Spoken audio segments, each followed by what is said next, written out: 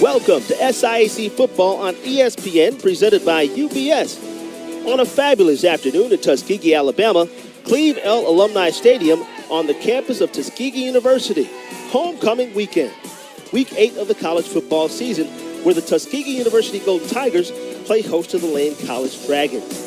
And before we get underway, let's take a quick look at the SIAC standings, with Savannah State and Albany State share the top spot in the East, while in the West, despite 2 losses, Miles College, 2-time defending champions, they're the team to beat, with Lane, Tuskegee, and Kentucky State all lurking nearby.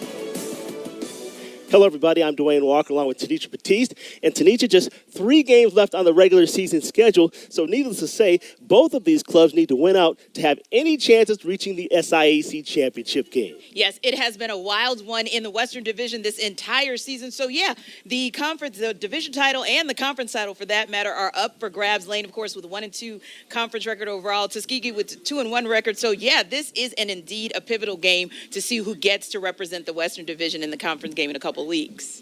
For Lane coach Byron Brown, he's not only going to depend on a senior quarterback, but also a very special wide receiver.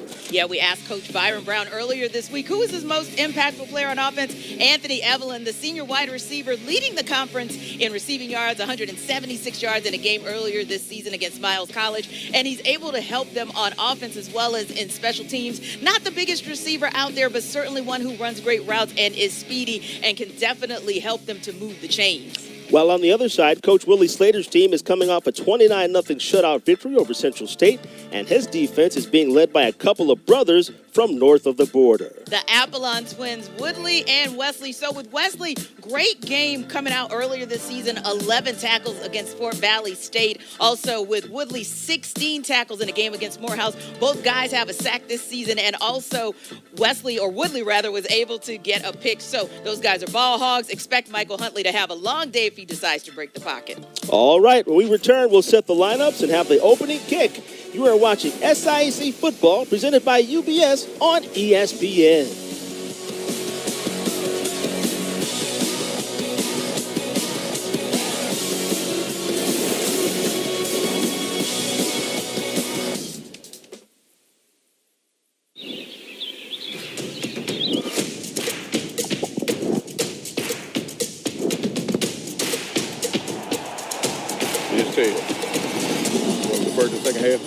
Correct? For all the ways you love to play, Academy Sports and Outdoors makes it easier than ever to get what you need and have fun out there. Get free shipping on your favorite brands at academy.com or get free curbside or in-store pickup at your Academy store.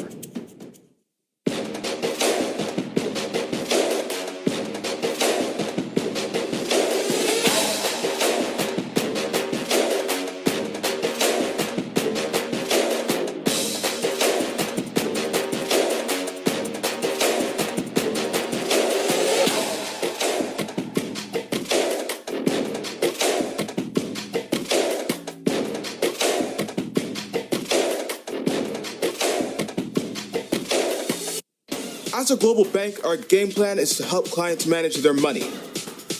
We're a team of challengers, thinkers, and go-getters. Together, we bring out the best in each other. With our partner SIAC, we're creating pathways for the next generation of talent. We're scouting bankers, advisors, techies, and yes, athletes. Kick off your career with UBS.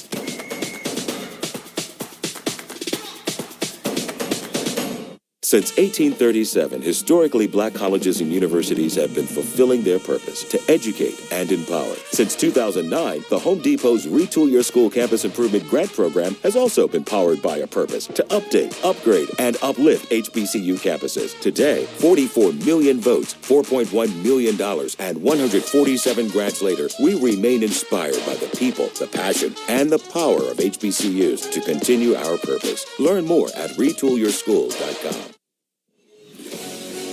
And welcome back, everybody. Just moments away from Lane College taking on Tuskegee University. There we go. Look at Lane College coach Byron Brown in his very first year doing an outstanding job, Tanisha. Yeah, absolutely. And he's having a great time, a fun time, just like our guy Deion Sanders at Jackson State, because he's able to coach his sons, Ike, Brown and Jeremiah Brown. So he's getting a little bit of intensity on offense and defense from his sons. And then we get a look at Willie Slater, Tuskegee's head coach, 16th season. Gotta love Coach Slater. Had an opportunity to speak with him earlier this week and asked him what is the key to success, what's been the key to success for a decade and a half. And he said, point blank, if they can't score on us, they can't beat us. Beautiful afternoon, as we mentioned, 72 degrees and sunny skies. Lane won the toss, but they're deferred. And that means Tuskegee will receive. For Lane, number 13, Noah Schultz. They're kicking off to the Golden Tigers. Back deep.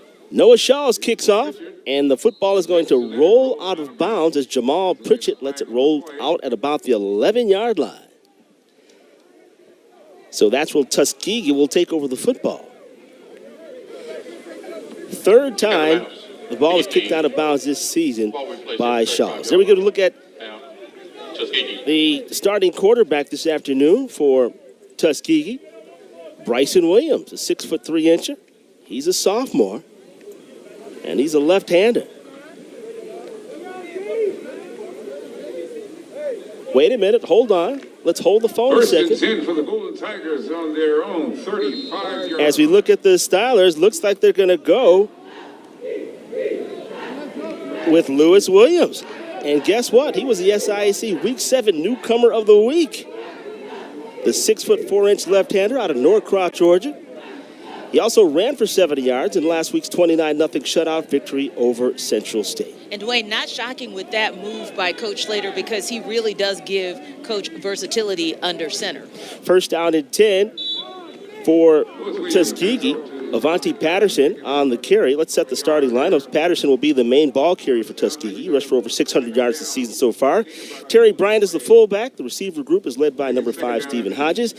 Kenyon Webb and Jamal Pritchett are the other wide receivers. Alexander Mitchell is the starting tight end, while the guards on the right side, Javelin West. Next to him, the center is Nathan Harrison. And in the left guard, Sean Stitton, and left tackle, Cameron Smith. We'll set the defense for you in just a moment. Second down and 8 after that 2-yard gain. And that pass sails incomplete, intended for Steve Hodges on the far sideline. There you can look at Stephen Hodges. Has over 1,000 yards career in receiving, Tanitra. Yeah, he's had an outstanding season for the Golden Tigers thus far and been one of the favorite targets both of Lewis Williams and Bryson Williams. Third down and 8 coming up for Tuskegee. So far this season, they are at a 39% clip, 38 of 97 on the season. Third down and 8. Single setback next to him. That's Patterson. They'll throw it to the far flat, and it's complete to Montrell. And he is going to be run out of bounds shy of the first down. Jonathan Monchevo, just his third catch on the season. Tucker on that stop for Lane College, and it will bring up a fourth down situation.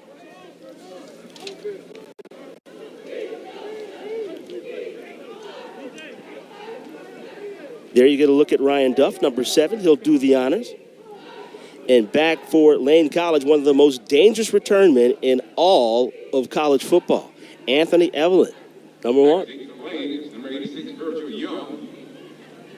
Nope, they got Virgil Young back there, number 86. He's going to let the football bounce. And it takes a bit of a good bounce for Tuskegee, but you want to look at what Lane was able to do on defense, able to get the Golden Tigers off that field with a 3 and out. Now let's see what the Lane College offense will be able to do with their first possession. And they will have the football, first down and 10 at their own 16-yard line. Then we're going to look at quarterback Michael Huntley, the senior. Pass for a couple of touchdowns. Quarterback Michael Huntley, quarterback for the Dragons. Running back Last week versus Miles, you saw his numbers. A couple of touchdown passes and a 3-point loss. First down and 10 from the 16. Handed to Ike Brown up the middle, and he's going to be stopped after a very short carry. And you talk about what Huntley's been able to do this entire season. He's been the offensive player of the week in the SIC. And in that near comeback win against Miles College, Lane was down 15 points, and Huntley was able to bring them back. 176 of those yards that Anthony Evelyn was able to get, 248 yards for Michael Huntley in that near comeback win for Lane. Vernon Samuels on that last stop for Tuskegee. It was a 7-yard, 2nd and 7, excuse me. That pass is on the near side flats to Anthony Evelyn before being run out of bounds. There you get a look at him. Coach Byron Brown, he calls the offense for this Lane College team. They're one of the leaders in the conference. They're averaging 34 points per game. And one of the reasons they're able to do that is because of how efficient they are on first down, able to get 15 first downs in their last win and convert even 4 or 6 on fourth down when they needed it. Free play, and it's complete. Nice pass there by Huntley, finding number 15, Micah Grigsby, the 6'1 senior out of Marietta, Georgia. But let's find out what referee Ben Cole has to say. Here comes Ben Cole now. Offside. Defense. Number 72. Penalty is declined. Results of the play. First down, Lane. First down, Lane College. And that's exactly what Coach Brown said he wanted to do. He'd been watching film to see how they could get themselves into 3rd and short and 3rd and manageable situations there. 3rd and 2, and Lane was able to convert and move the chains. First down and 10 at their own 42-yard line. Huntley waiting in shotgun formation. Trip wide receiver to the left. Ike Brown with the football, and he's going to be stomped there by number 44. First man on the scene, that's Jeremy Dees. Dees is the junior out of Evergreen, Alabama, on the stop. They'll mark that football at the 43, so we'll give them a gain of 1 and call it 2nd down and 9. Also 4 on the play, making it 2nd down about 14. Correction, loss of 4 on the play. 2nd down and 14. Brown carries, spinning near the original line of scrimmage, up to the 44-yard line. Wesley Apollon, number 14, first man on the scene for Tuskegee.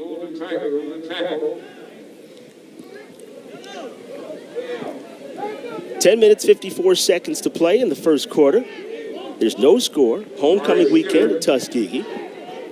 Lane College nothing, Tuskegee nothing. 3rd down situation now for Lane College.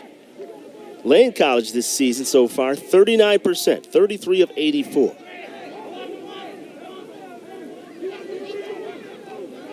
Third down and 8.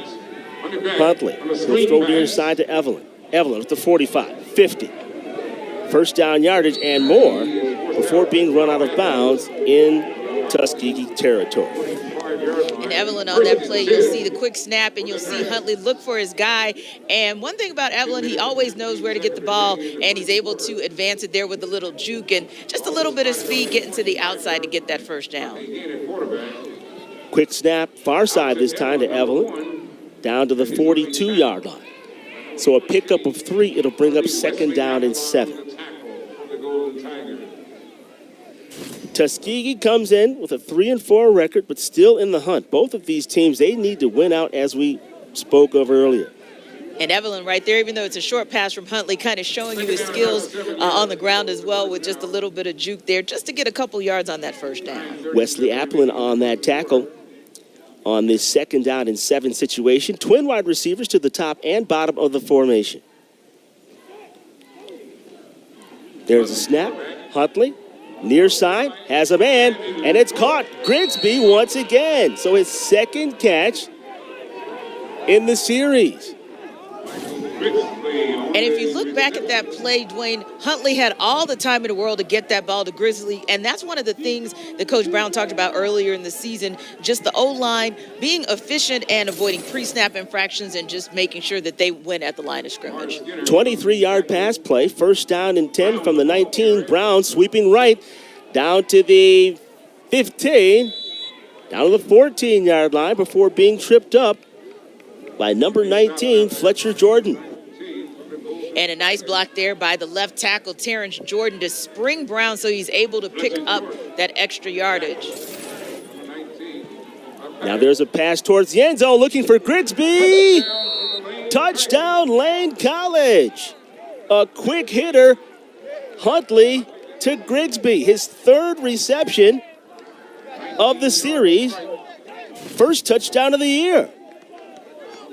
And that's just a good heads-up play by Huntley. Sees his man open, and if it's a jump ball, I'm giving the jump ball to my guy, and my guy is going to go up and get that.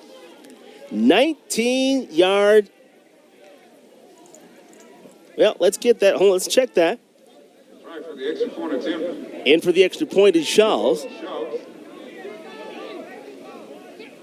Waiting for that snap. The extra point is up, and the kick is good. And it is good. Lane Dragon 7. And with 8 minutes and 34 seconds to play, Lane College has a lead thanks to a 19-yard touchdown pass to Mr. Grigsby.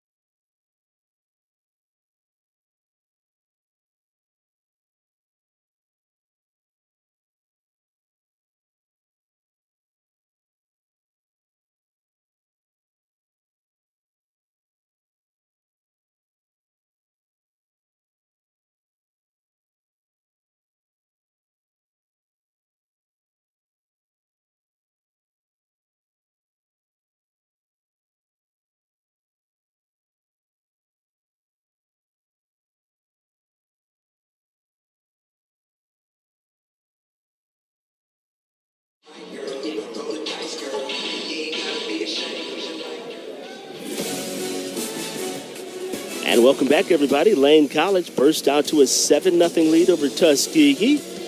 You can look at head coach Byron Brown.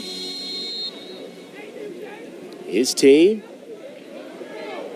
looking to make a late season surge. Yeah, and Coach Brown has to be pleased with that first drive. Efficient and effective on the part of his offense. And you saw Micah Grigsby there getting his second touchdown of the season. Noah Shaw set the kickoff for Lane. And it's going to be taken there by Jamal Pritchett at the 15 up to the 20-yard line, maybe the 21-yard line. Let's call it a return of 11. And that's where Tuskegee will take over for the second time in the game. 23, Rodriguez from London on the tackle for the Dragons. So we'll look to see what Lewis Williams and his offense is able to do on their second drive of the day. Obviously, Coach later talked about the fact that, hey, if a team can't score, they can't beat us. So Lane College strikes first, time for Tuskegee to strike back. And here comes that offense being led by Lewis Williams, the newcomer of the week. 6'4" right-hander. He ran for 70 yards last week in a 29-0 shutout over Central State. First down and 10 from the 21-yard line. Williams now looks towards the bench, and there's going to be a delay penalty. Delay game. Offense. 5-yard penalty. First down. That's going to move Tuskegee back 5 yards. And coming into this game, they're not penalized a whole lot, only averaging 5 penalties per game for 54 yards. That's amongst the tops in the conference. And a big part of that is because at the beginning of the season, Coach Slater talked about the fact that he had to start true freshmen on offense, but they've matured and developed, and so you really don't see these infractions that often. First down and 15, quarterback Lewis on the keeper. And he's going to get back to near the original line of scrimmage, depending on the mark. Flake Tucker, there you got to look at him, number 27. Ran him out. Here we go with the second down situation. Second down and 10 from the 21. Shotgun formation. Goodlow and Patterson in the backfield. Williams has a notion for the near side. Now he'll scramble off to the right. Under siege, he'll throw the football, and it's going to be complete to Webb, number 83. But there is a flag down as we get a look at the replay as Williams is forced off to his right. But an elusive Lewis Williams because he's able to get away from that Lane College defense and at least make something out of that play. But let's see what that penalty is. They're discussing it right now. And it could be a late hit on take a look. Williams as he scrambles out of bounds right here. Yeah, that little shove right at the end. Looked like Bryce McKenzie got him right there.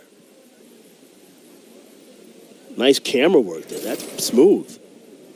We'll wait for Ben Cole to give us the official word in just a second.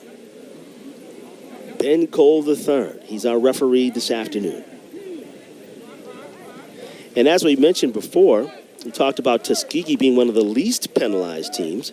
For Lane College, they average 7 penalties per game for 60 yards. Illegal touching. Offense, number 83. Also lose loss of third down. So we'll replay that down. It'll be third down once again because the receiver, number 83, Kenyon Webb, he ran out of bounds and then came back into bounds, so that would make it an illegal touch. Which probably did save Tuskegee on that as well because Bryce McKenzie, along with Mackenzie Howard, definitely had a little extra shove towards the end of that play on Lewis Williams. No doubt. Third down and 10 from the 21-yard line. Goodlow and Patterson set behind Williams.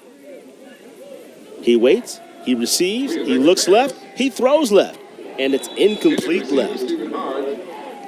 Looking for Steve Hodges, number 5. And watch here at the top of the screen, Tanisha, where he steps out of bounds right there. Hairline step out of bounds there, comes back in. Wow. But good officiating there. No doubt about it. So it'll bring up a punting situation here for Tuskegee. Ryan Duff, number 7. He's averaging 35 yards per boot. And back deep, Virgil Young, number 86. I'm surprised to see Anthony Evelyn not back there. I was anticipating him being back there, but it's Virgil Young. There's the boot.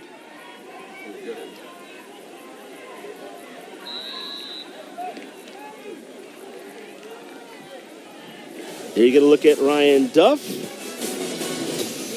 Time to take a quick timeout. There's your score. Lane College leading it by 7. On the field, media.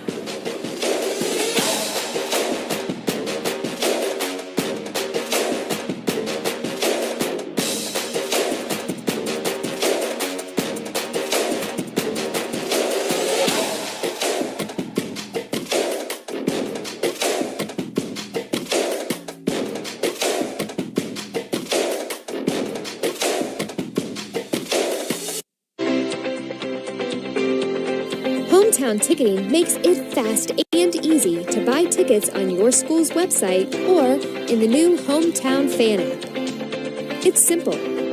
Just search for your school, buy your tickets, and they'll be right there in your account, ready to be scanned when you get to your event. Download the Hometown Fan app today.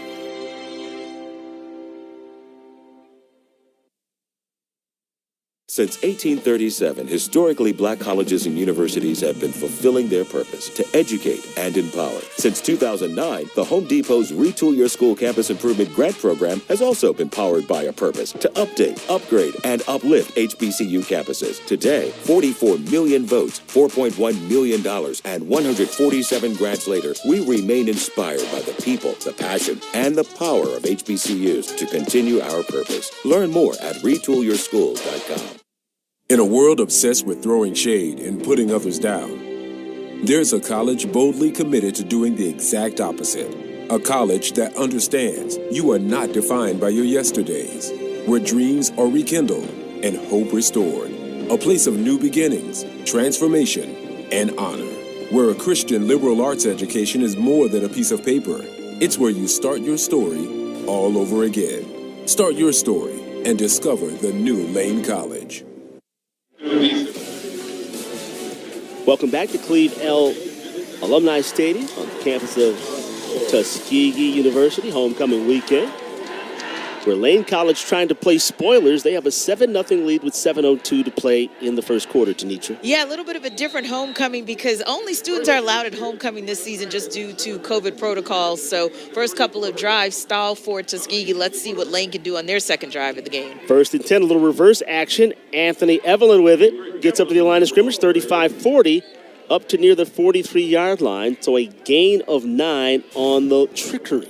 And we talked about that earlier, the versatility that Evelyn gives you so that you could do a little reverse like that. And you see him able to pick up some key yards on the ground for the Dragons. 2nd down and 1 from the 43. Ike Brown, the ball carrier. He bounces off of a man, still on his feet, up to midfield, and he prances to about the 46-yard line. First down, Lane College. And Ike Brown with a little edge at the end of that, like, take that to the Tuskegee Golden Tigers. Oh, as we get a look at the replay there. Yeah, and you love to see it, a little stiff arm by Ike Brown, and then a little shoulder move to say, hey, I'm getting this first down. 11-yard pickup on the play by Brown. Brown, the ball carrier once more, and this time he ekes to about the 45-yard line, 44. Check that. Number 25, Kylan Dew on the carry. Dew's averaging 5.1 yards per carry this season when spelling Ike Brown. 2nd down from the 44-yard line after the 3-yard gain. There's Ike Brown trying the middle this time, and he's going to be brought down. Yeah, Tuskegee sniffed out that play before Lane College could ever get going. Wesley Apollon on the tackle, and he's had an outstanding season so far. Yeah, like we talked about earlier, Wesley and also his brother Woodley, they're getting double-digit tackles in each and every game and really affecting the play, both of the quarterback as well as on the ground and in the air. 3rd down and 6 from the 42-yard line for Lane College. They're moving right to left. Wayne Walker, Tanisha Batiste, 5 minutes and 7 seconds remaining first quarter. Lane College with the lead and the football. Twin receivers to either side of the formation as Huntley looks to the bench to get the call. Evelyn in motion to the right. Here's Huntley looking, peering, throwing. It's complete to Evelyn. Whoop! What a move. As Kobe Mitchell, number 18, had to grab him by the shoestrings to bring him down. And once again, you see here that Huntley's O-line giving him plenty of time to find his guy. And there Evelyn is, and just a little bit of a juke there. But Tuskegee's got to do a better job at tackling at that first level as well. Gain of 8, first down yardage. 1st and 10, complete to Evelyn. And Evelyn moves the football down, about 8 yards.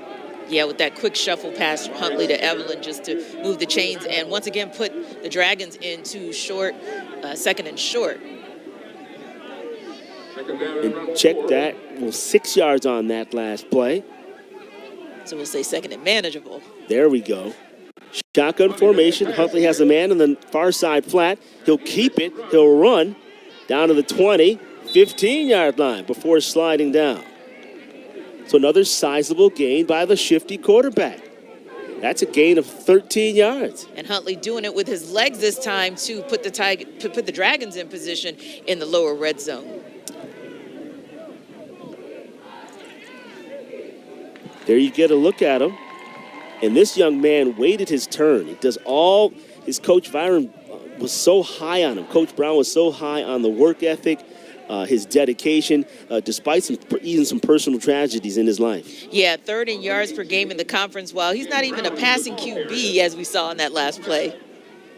Brown still on his feet before being wrestled to the ground by a host of Tuskegee Golden Tigers. On the tackle, number 95. And there you get a look at the coach's son, one of the coach's son. Now, Coach Brown has the distinction of having not just one, but two sons. Yeah, so he gets to see one of his sons on just about every play, every down. Ike Brown, of course, on offense, Jeremiah Brown on defense. All right, loss of 2 on that last carry. It'll bring up second down and 12. And in that backfield, we've got a big blocker, number 55, Tavion Turner. They'll give it to Brown. Brown bulling his way down to the 10, maybe the 8-yard line. And that's good enough for a first down. And just a heads-up play by Brown there, just seeing that the gap was closing, so he bounces to the outside, eludes a couple tackles, and first down. Well, there's an actual timeout on the field. There you can look at Ike Brown walking off. We're going to walk off with this commercial break with Lane College leading it 7-0.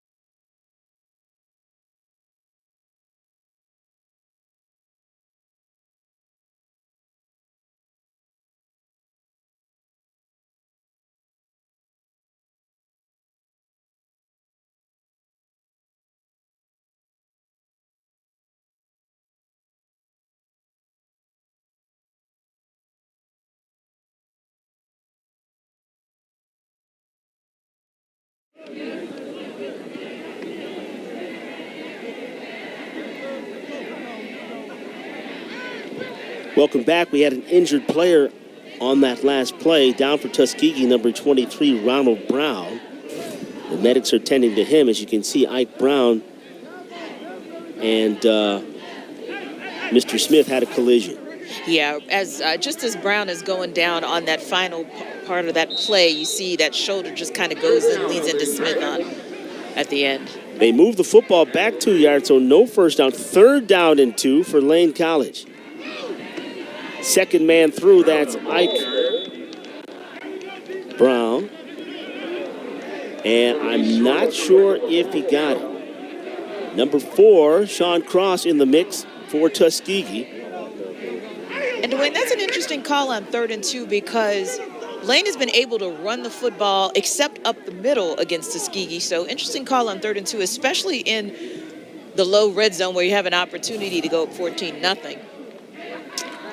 And let's see. You'll see right there. It's really fourth down. Yeah, nothing there in the gap for Ike Brown. So it'll be interesting to see if Lane College decides to go for it. Noah Shaw's in for Lane. And that kick is going to be blocked.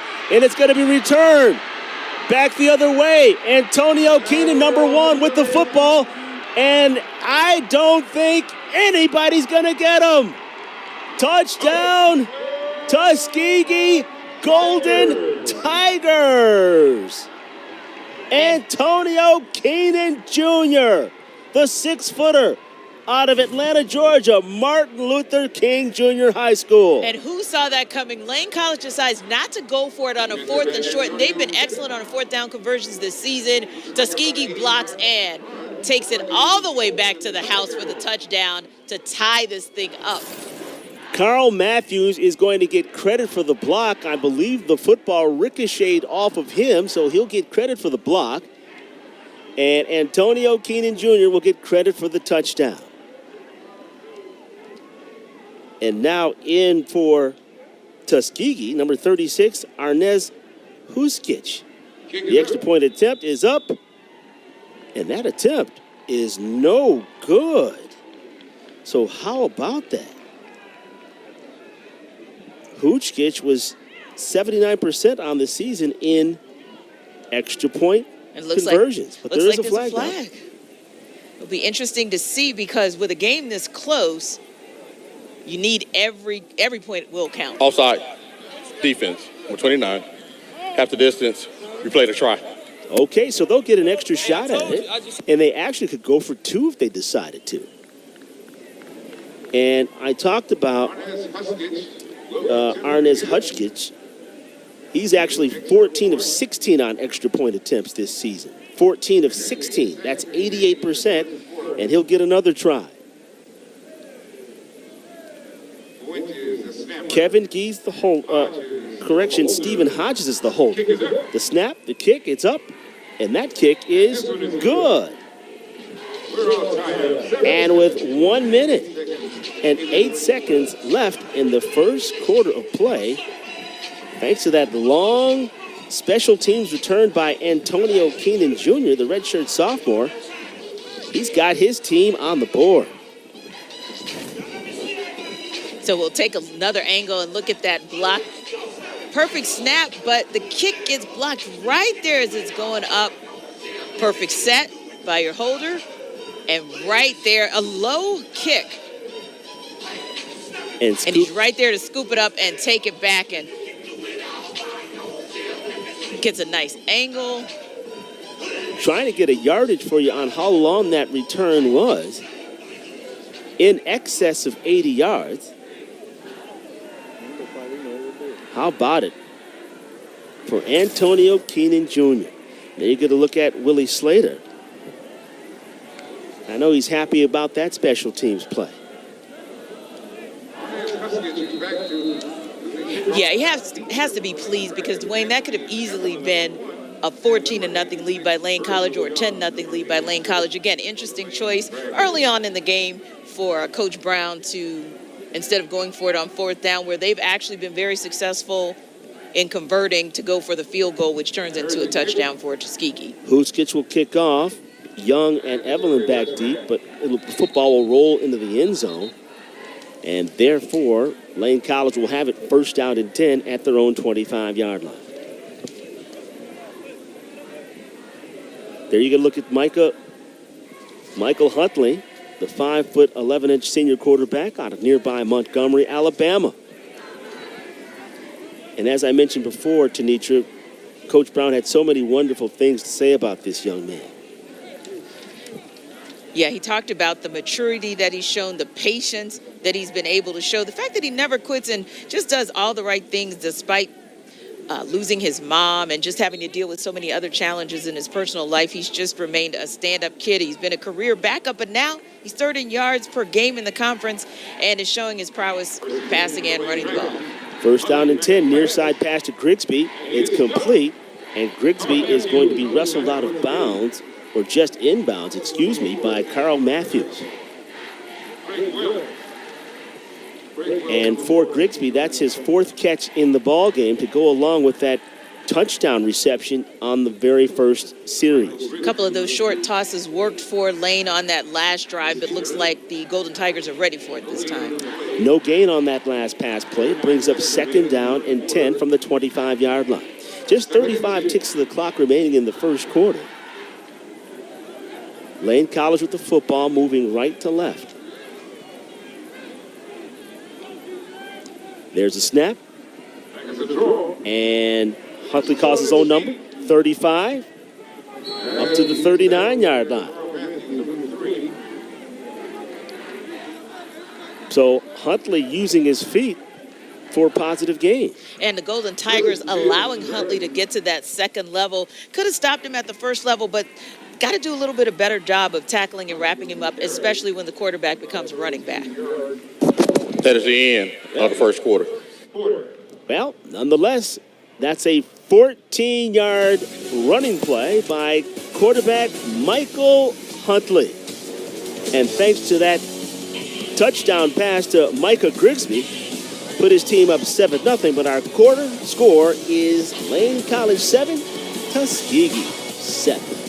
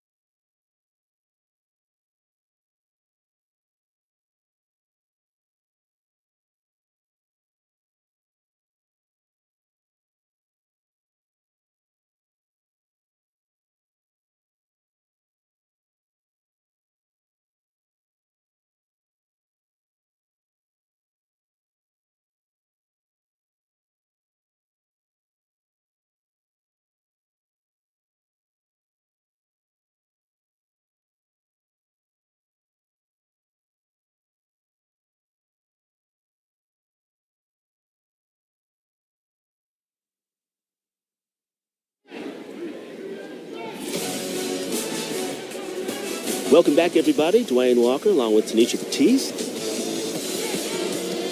Just about ready to begin the second quarter of play with our score, Lane College 7, Tuskegee 7.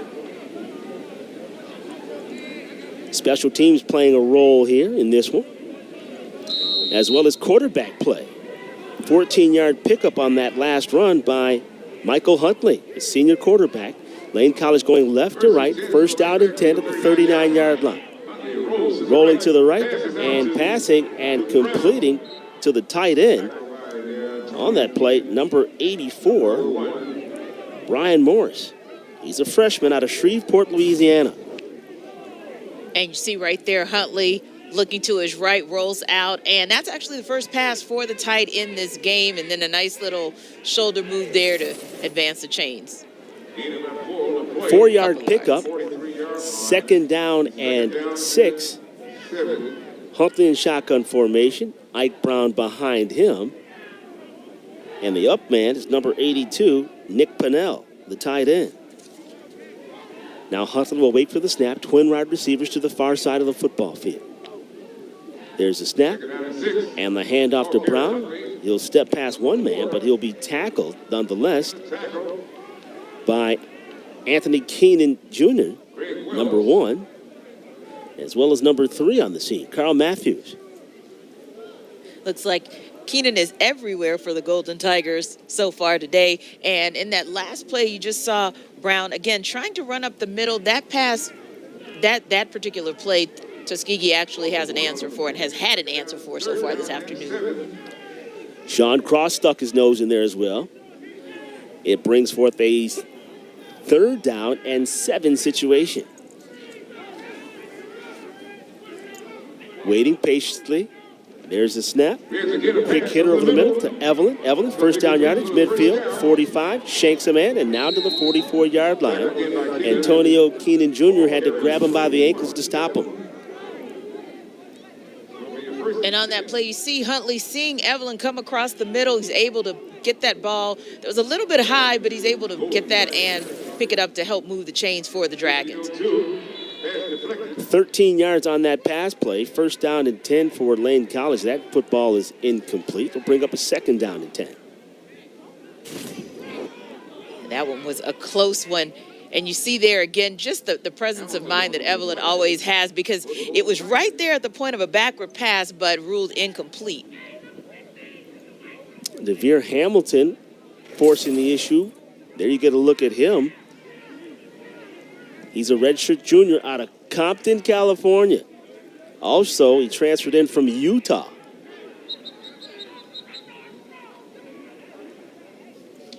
And let's see, do we have a timeout on the field? Timeout, Lane College. Their first timeout. There is a timeout on the field. Why don't we take this timeout too? We're all knotted up at 7. As a global bank, our game plan is to help clients manage their money. We're a team of challengers, thinkers, and go-getters. Together, we bring out the best in each other. With our partner SIAC, we're creating pathways for the next generation of talent. We're scouting bankers, advisors, techies, and yes, athletes. Kick off your career with UBS.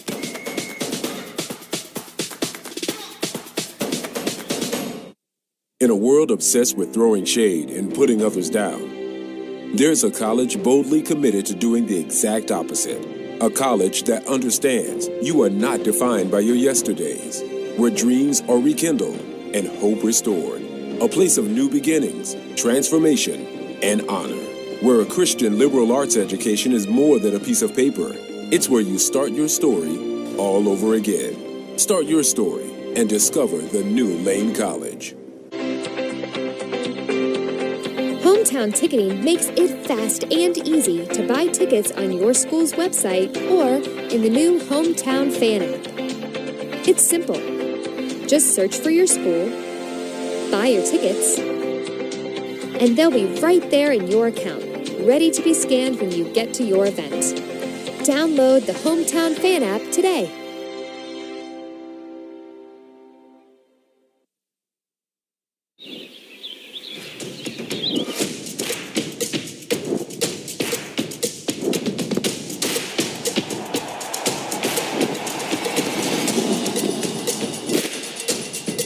for all the ways you love to play.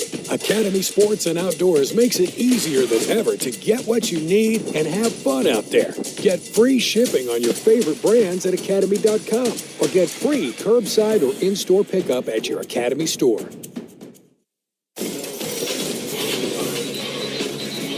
Let's take a look at the first quarter, some highlights.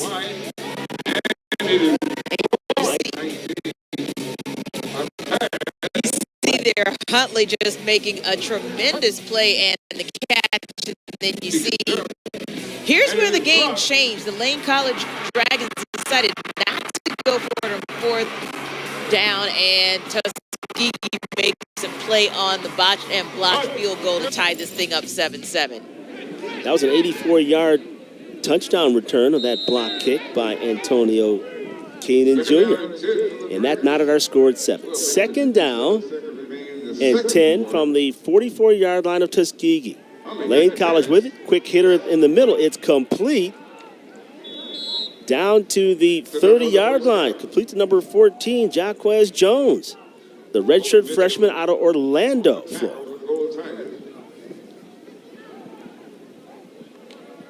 And they're going to mark the football at the 30. It's a 14-yard pass play.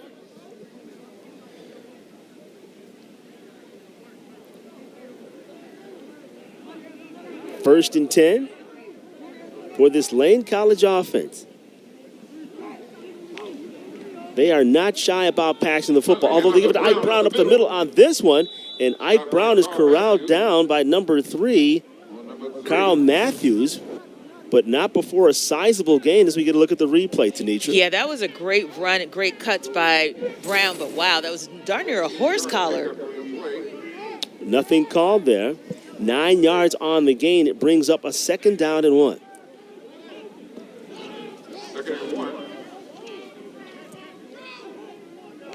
Huntley receives the snap. Now he'll hand. Brown stops. Now bounces off a man. Now he'll cut back the other way, nowhere to go. And he's going to be gang tackled right there. You pick any one of those in your screen on that tackle. Roderick Stewart, number 2 in your camera right there. Number 9 right there, Devere Hamilton. And Ike Brown didn't get any yardage on that play, but I just like the moxie of it, the bounce back and try to bounce to the outside, because that is where he's had more success. But there is a player down for Lane College. That's number 55, Tavon Turner. He's a redshirt junior out of Fellowship, Louisiana. While they tend to him, let's take time out. There's our score, knotted at 7.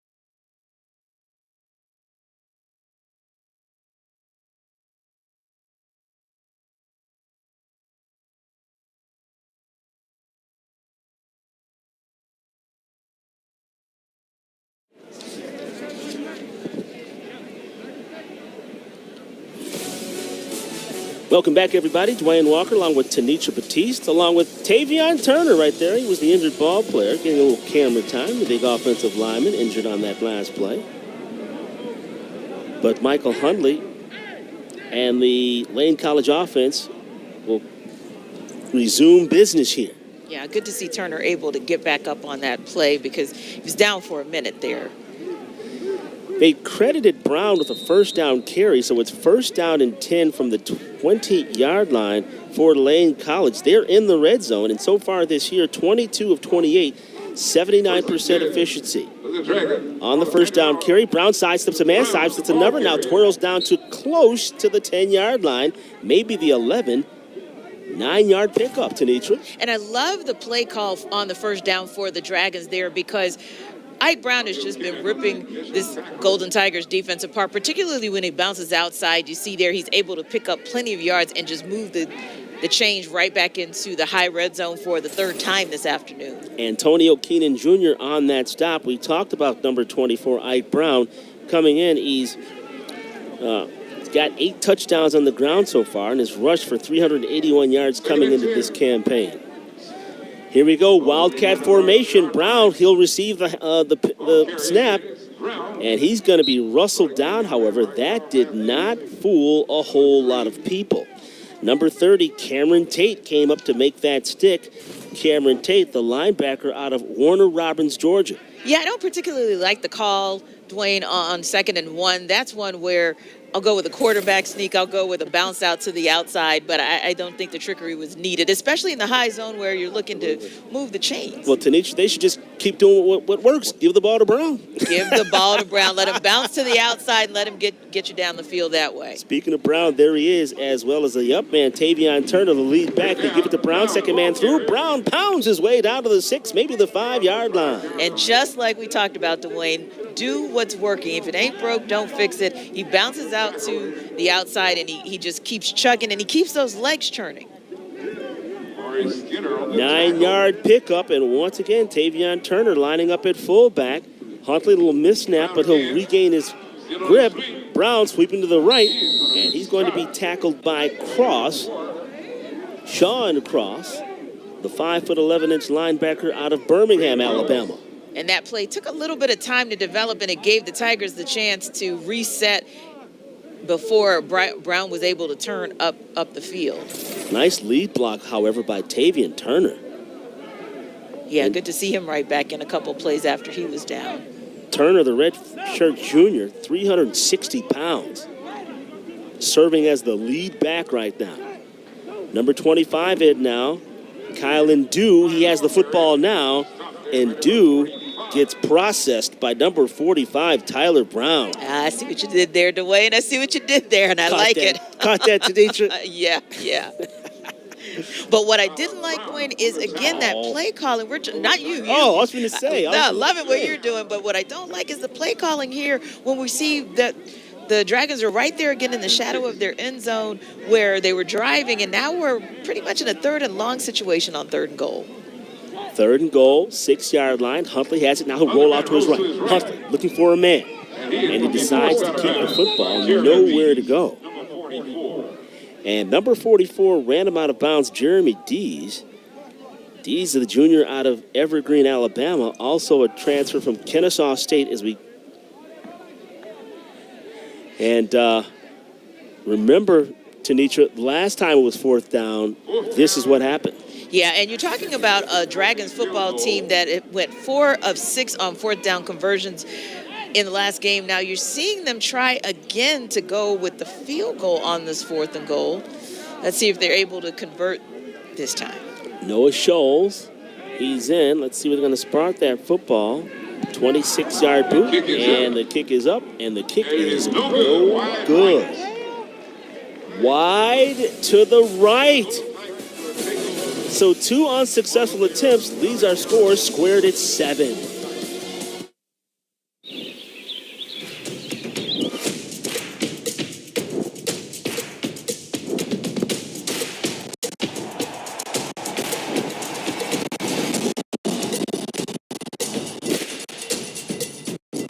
all the ways you love to play. Academy Sports and Outdoors makes it easier than ever to get what you need and have fun out there.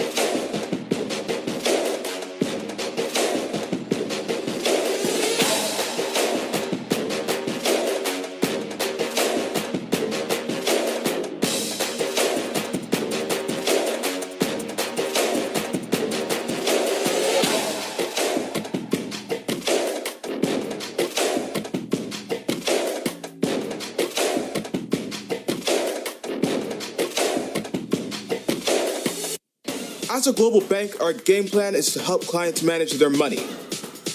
We're a team of challengers, thinkers, and go-getters. Together, we bring out the best in each other. With our partner SIAC, we're creating pathways for the next generation of talent. We're scouting bankers, advisors, techies, and yes, athletes. Kick off your career with UBS.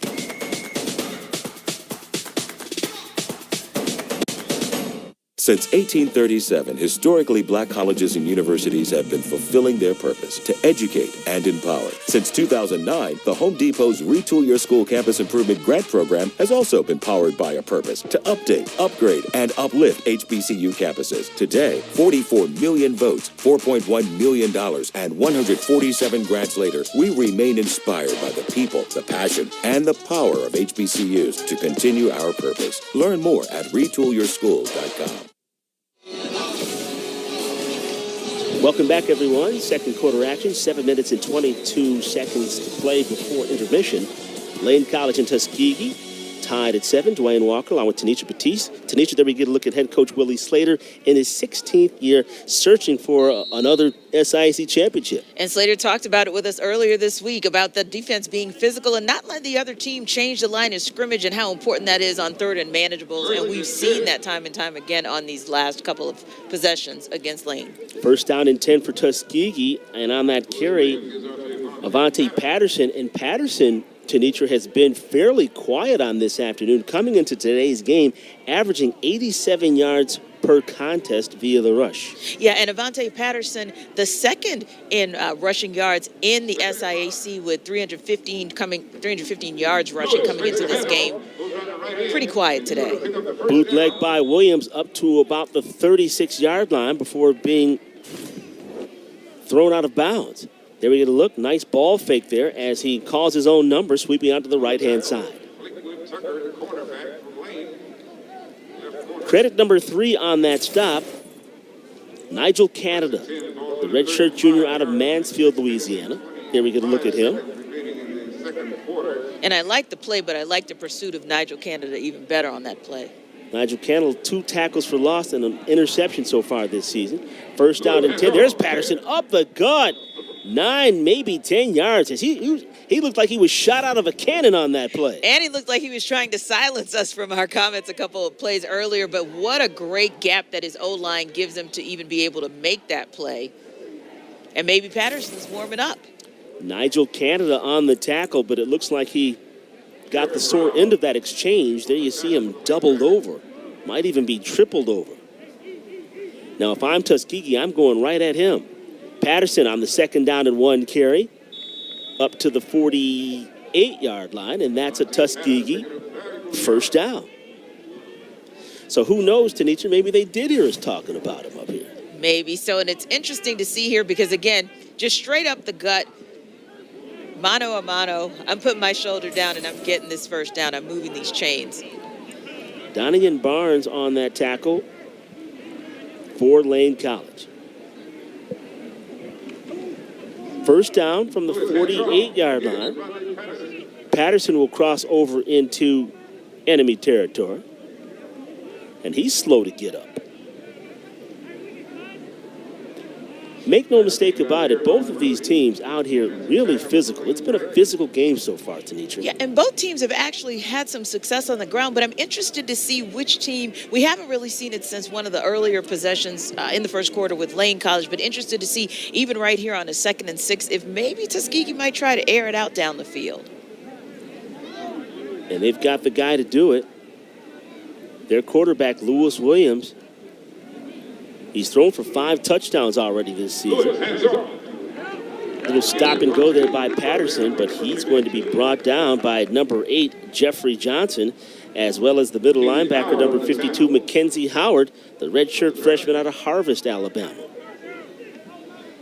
And now Patterson, after successive carries, looks like he may need a blow. There you can look at number 2. That's Bryson Williams, the backup quarterback today. He's a left-hander next to head coach Willie Slater, sending in the offensive signals. Interesting call on second down, because I was looking for maybe an RPO or some play action where Lewis Williams could have taken advantage of the success they're having in the run game and maybe aired it out. Well, here we see it on third down. 3rd down and 7 after the 3-yard gain. Williams tried to sidestep a man, but he can't, and he's going to be wrestled to the ground by number 91, Jeremiah Murphy. He was the first guy there, along with number 94. That's Taquan Brown, the junior out of Lakeland, Florida. There you can look at him. And Williams really with nowhere to go on that play with all of his receivers covered downfield. So essentially a coverage sack there, for lack of a better term, on the part of the Golden Tigers, or on the part of Lane, I should say. Ryan Duff in to do the punting. The football resting at the 49-yard line. Johnny Fuentes, number 21, will do the snapping honors. And there you get a look at Ryan Duff, who's averaging 35 yards. Duff talking a little stuff as we go to break. 7 all our score with 2:52 to play in the second quarter.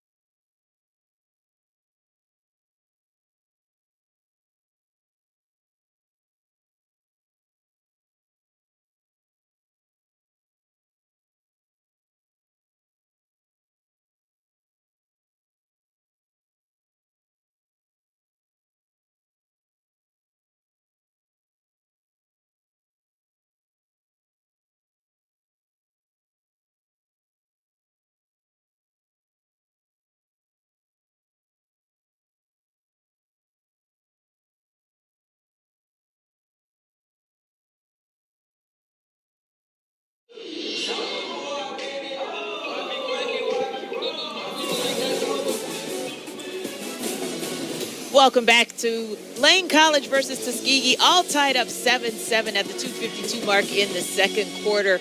And we got a lot of competitive games going on in and around the SIAC today. It's still a couple weeks left before conference games, so anything can happen, whether in the Western Division or the Eastern Division in this conference. It's still anybody's title to grab. Ryan Duff and Tanisha to do the punting for Tuskegee, averaging 35 yards per punt. It's a high spiral, and it's going to be taken at the 14-yard line by Evelyn. And that was a 37-yard punt by Ryan Duff. And that's really the first time we've seen Evelyn, although it's a fair catch, but the first time we've seen Evelyn really in special teams play for Lane today. Let's see if The Lane College offense goes to a 2-minute offense, if you will, with 2 minutes and 44 seconds remaining in this first half of play. 7-7 our score. Lane College coming in at 4-3. Tuskegee 3-4. But more importantly, it's those in-conference and in-division games that are going to matter down the stretch. Both of these teams need to win out. First down and 10 at the 14-yard line. Trip wide receivers to the near side of the football field, including Ike Brown, number 24. Ike Brown can be just as dangerous out of the backfield. He's caught 13 balls so far this season. There's a pass to the far side to Evelyn. And Evelyn's going to creep up to the 19-yard line, so a 5-yard pass play. It'll bring up 2nd and 5.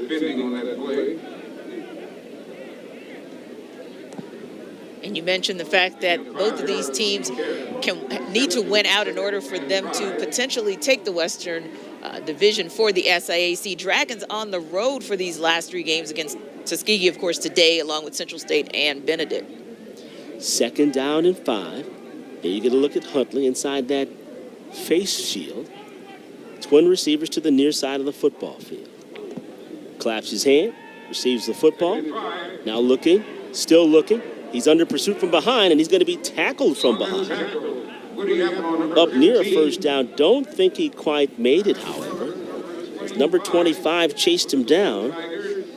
And you see there Huntley trying to buy himself a little bit of time, maybe until one of his receivers downfield is open. Darren Peterson and Woodley Applebaum on the tackle. And did they rule out a first down yardage? Yes, first down. First down and 10. Huntley, far side. That ball is going to be deflected. It looked like number 25 deflected that pass. Darren Peterson. Yeah, and that pass thrown a little low by Huntley. Lucky that it's just a tip ball and not picked off. Peterson is pretty dangerous. 3 sacks on the year, 5 tackles for loss, a forced fumble recovery. So he gets it in. 1:28 to play in the second quarter. 7-7 our score. Michael Huntley getting the start this afternoon. In motion comes Evelyn, near side of the field. Back to pass. Huntley across the middle of Grigsby, who has been his favorite receiver so far in this contest. And Grigsby is going to be corralled out of bounds by number 3, Carl Matthews III. And good for Grigsby to get out of bounds on that play. Lane College with 2 timeouts left with 1:17 left on the clock, so they could make something happen, potentially get a score before going into the half.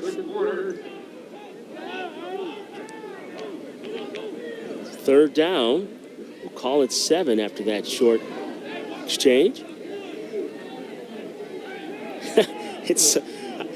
I love watching the charades.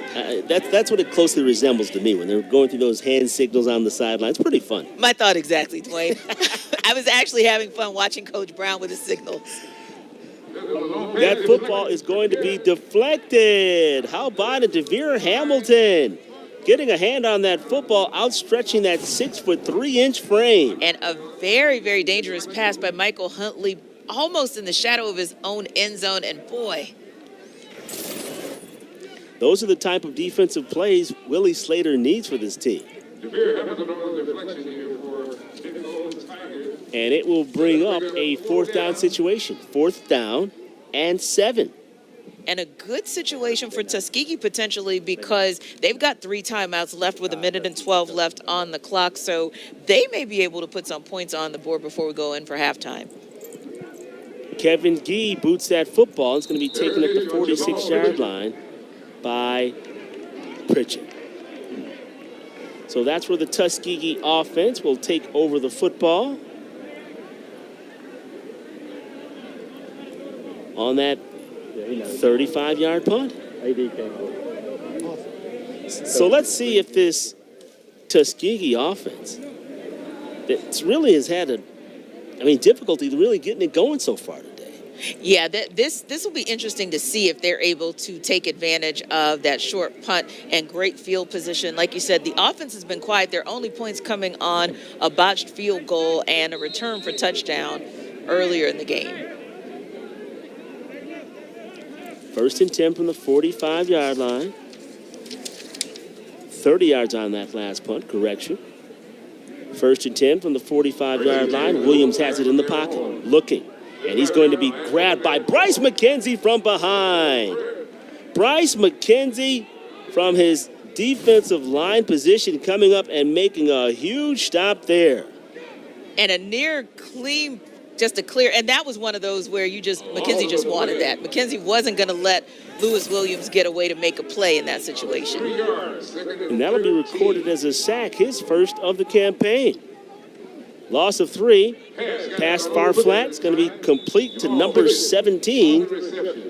That's Jamal Pritchett, the wide receiver out of Jackson, Alabama. And that football is going to be marked near midfield. Call it the 48-yard line.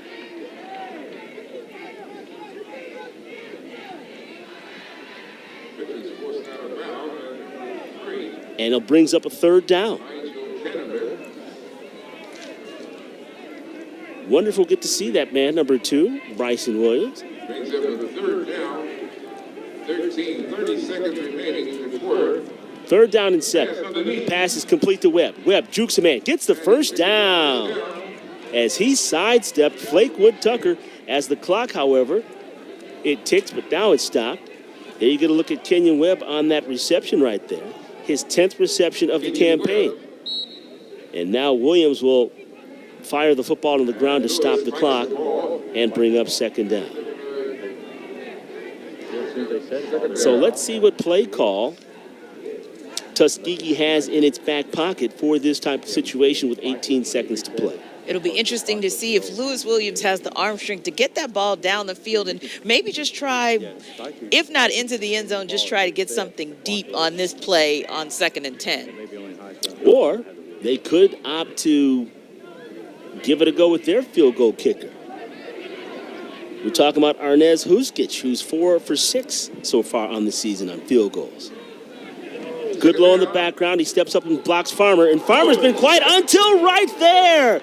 There's a guy whose name we have not called all afternoon long, and he's a terror, Andrew Farmer. That's his 7th sack of the season. And absolutely, you're right. Andrew Farmer's been quiet all season. 3.5 sacks in one game earlier this season, and right there just wraps up Lewis Williams and essentially ends any possibility that Lane has of scoring before the half. I feel a little gypped because normally he'd take a bow, but he didn't after that sack exchange. Yeah, we've been waiting on that all half. All week. We talked about that during the pregame meeting. Anyway, there's 8 ticks of the clock left after that big defensive play by Andrew Farmer. And as we get a look, Williams in the pocket. And then Farmer just simply overwhelmed his man, the up man number 34, Jarvis McKee. Had no chance, really. And you see that Williams, too, maybe holding on to that ball too long and kind of staying in the pocket once it was flushed. But really and truly, Farmer never gave him an opportunity to even make a play. Not at all. And we'll take that. If we can't get a bow, we'll take a little give me some from that Tuskegee student crowd out there today. All right. 3rd down and a long way. Let's see what they have in the playbook for Williams. Here comes Farmer again. Farmer. Now he's going to launch it downfield. Williams showing off that arm.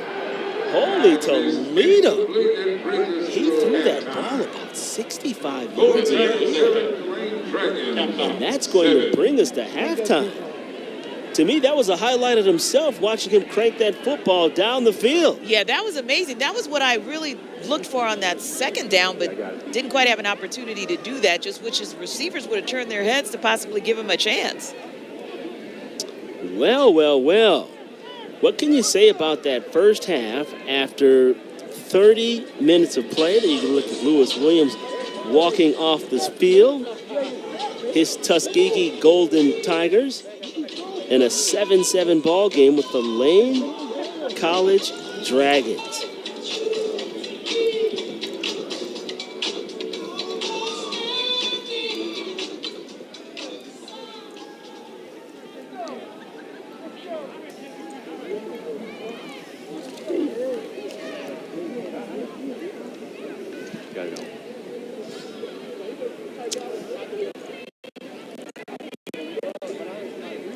And right now we're here with Coach Willie Slater. Coach Slater, are you with us?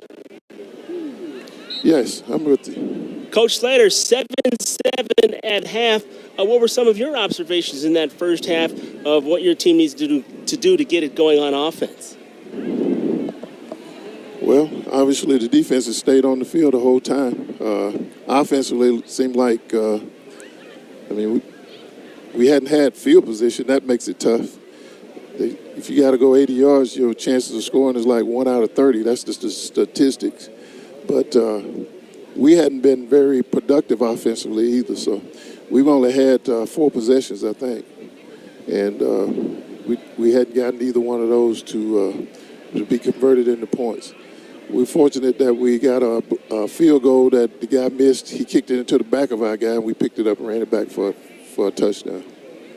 It seems like, Coach, you were able to get some pressure on that Lane College offense, particularly in their short yardage situations with short passes. So talk a little bit about that pressure that your team has been able to get, especially in that second quarter in those short passing situations against Lane. Yeah, the running game, I think our defense is playing well against the run. We're not defending number one very well, and that's where they're getting all the plays. Especially big plays on third downs and all of that stuff. We got to understand that he's on the field since he's the best player on the team. So we got to do a better job of covering him. But at the same time, we got to do a better job of covering those other guys they're going to throw it to when we cover him. All right, well, thanks a lot, Coach Slater. We'll let you get in for halftime, all right? Thank you so much. All right. All right, so, Tanitra, Coach just said it all right there. A couple of first-half touchdowns, special teams play by Tuskegee, and as a result, it made it the score 7-7 at the break. So when we come back, Tanitra and I will have some halftime activities for you when we return. You're watching SIAC football on ESPN.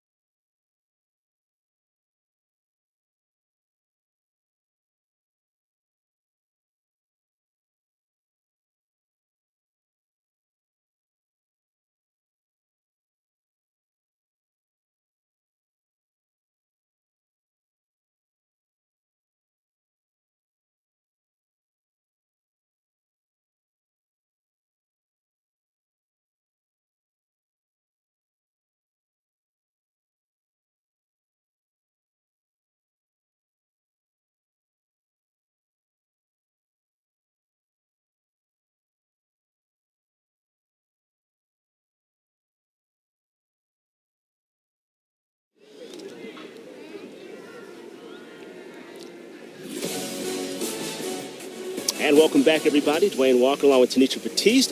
Halftime, our score, Lane College 7, Tuskegee 7. And Tanisha, 7-7 at half.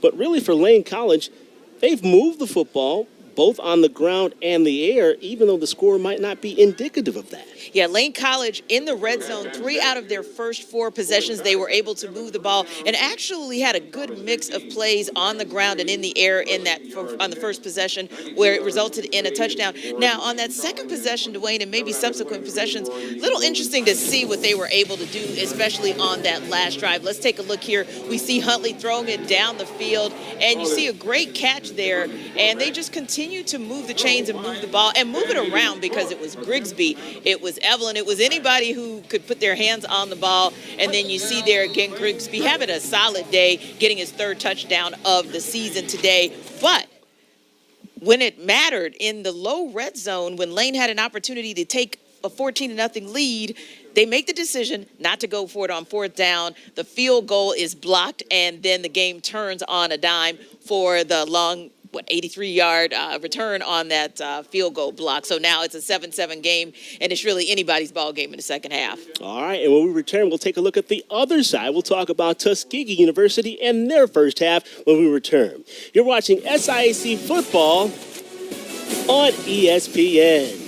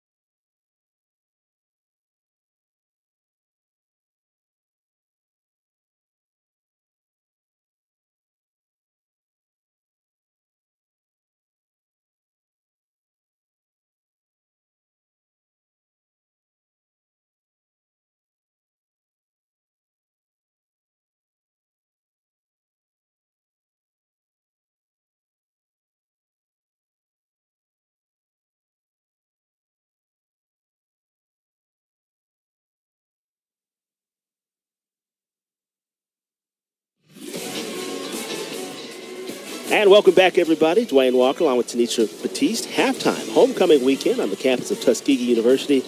We're knotted at 7 all.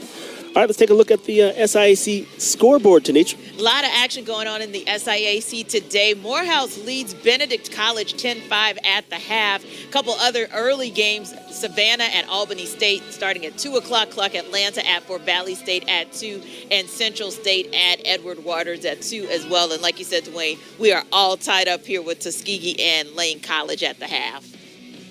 All right. Well, hey, hopefully everybody can stick around. We're going to try to catch up with one of our coaches, Byron Brown. Maybe when we return, you're watching SIAC football on ESPN.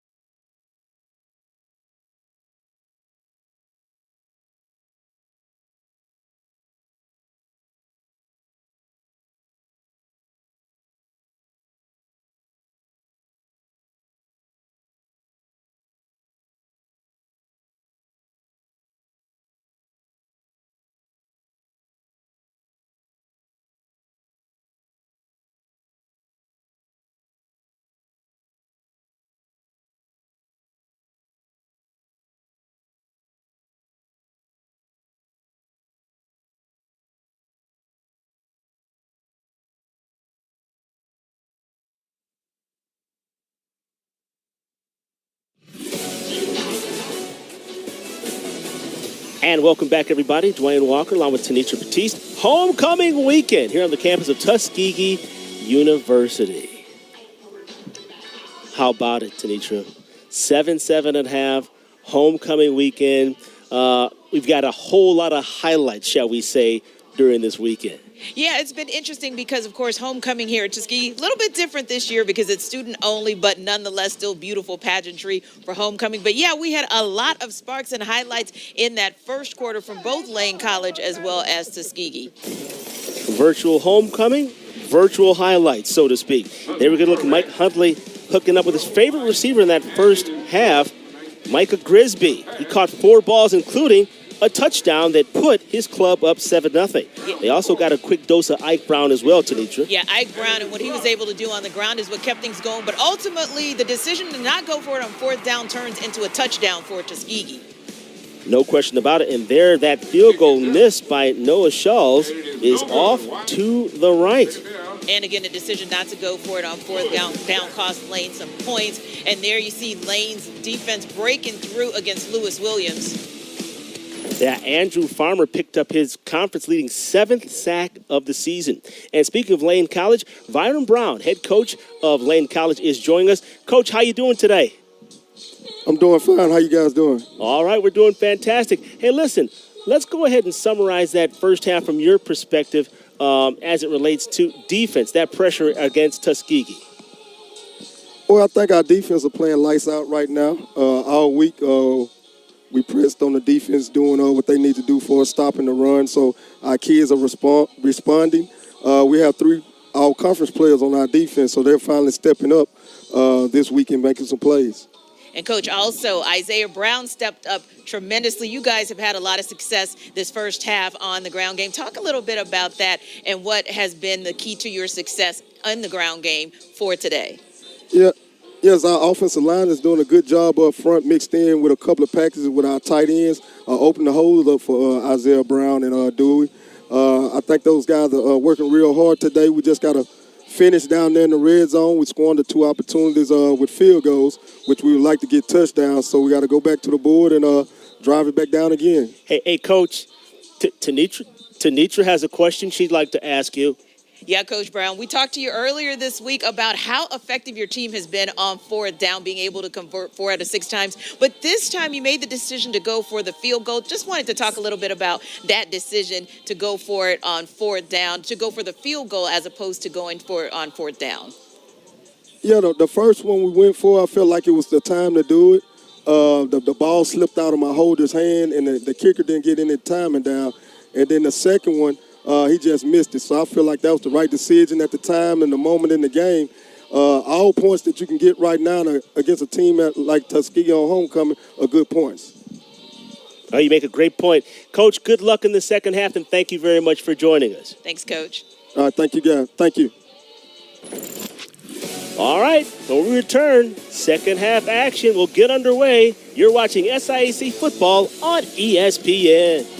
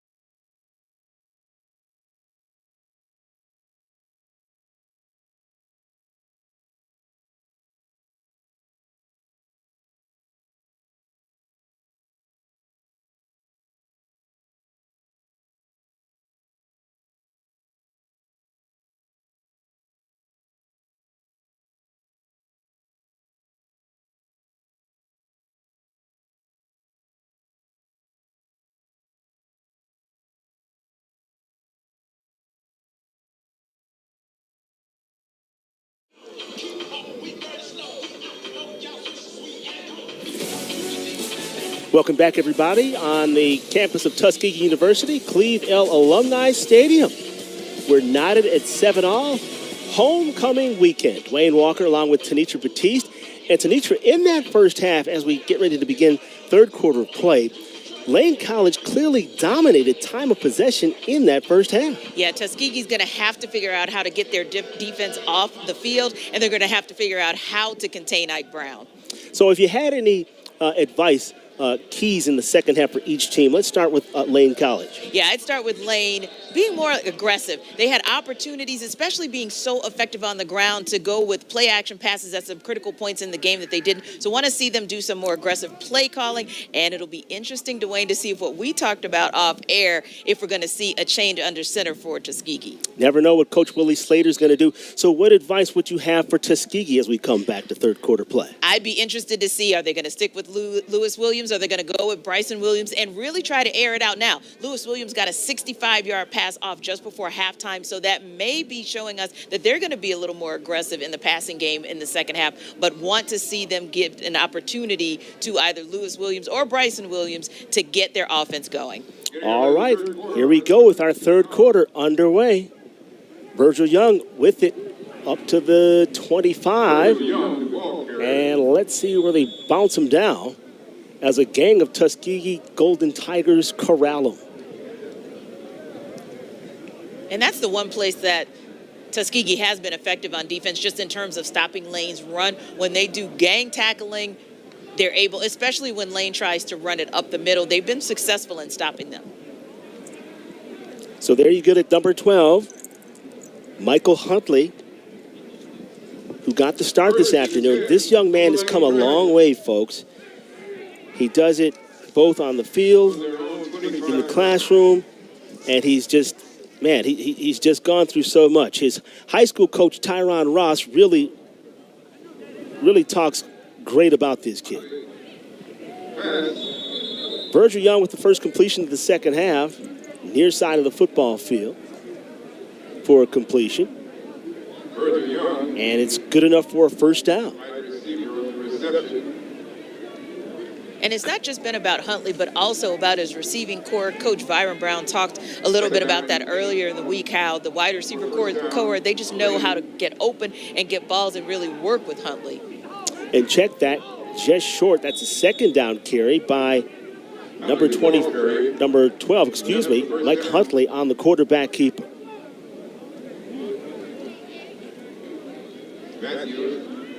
Now, Dwayne, here's where I want to see what Coach Brown is going to call on this 1st and 10. You've had the run set up the pass all day. I want to see them take advantage of that. First down and 10 from the 40-yard line. Ike Brown tries to elude a man, but nothing doing. He's going to be grasped and thrown to the ground by Frederick Austin, number 99. He's a sophomore out of Pritchard, Alabama, as we get a look at that replay. Yeah, this is the one place where Lane College has not had success this entire afternoon. That front four for Tuskegee has really been waiting for that particular play every time. And it brings up a second down, no gain on that last play. Second down and 10 from the 40-yard line. Coach Brown signaling in the offensive signals in his very first year. Taking over for Derek Burrows, who is now the school's athletic director. Huntley will wisely toss that football out of bounds. And it'll bring up a third down. And talking about Derek Burrows, who played professionally with the Buffalo Bills until a career-ending neck injury. He has gone through some experience here lately, tragically losing his son. And so we definitely send out our condolences to the Burrows family. Yes, our thoughts and prayers are indeed with the Burrows family.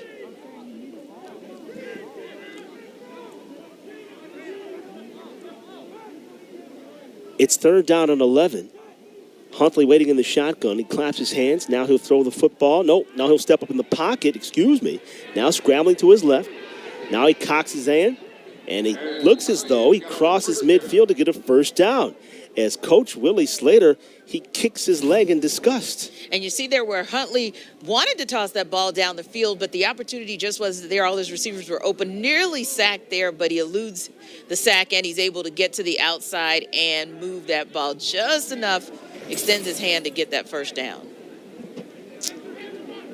And that's a gain of 11 yards. First down and 10 for Lane College at the mid-stripe.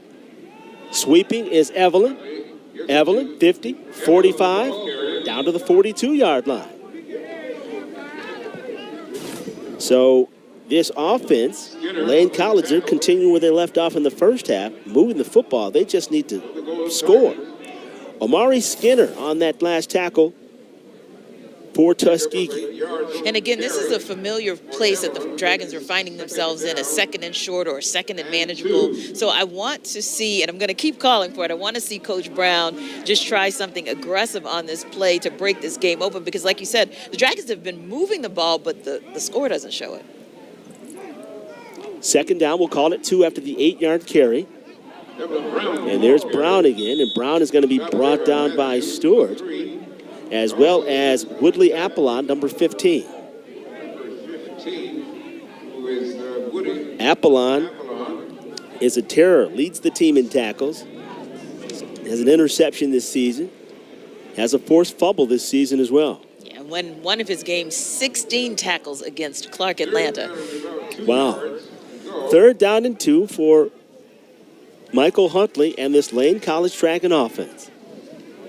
Brown, straight up the gut, 25, 20, 15, 10, 5, touchdown. Oh, me, oh, my, just like that. Ike Brown with the ground attack. And now I hear whistles blowing. What does that mean? But if everything holds true, that's going to be a 42-yard scamper by Ike Brown. And he had nothing but daylight, Tanitra. Yeah, oh my goodness, that the longest run play of the game so far. And it's interesting because he got just enough of a block from his O-line to break open in that gap and just all the way to the end zone, taking it to the house. 42-yard rush. That's the longest rush of the season for Ike Brown and his 9th touchdown on the season. Noah Shaw's number 13 in to attempt the extra point. So how about that? With 10 minutes and 57 seconds to play in the third quarter, a 42-yard scamper by Ike Brown has his squad up by 7.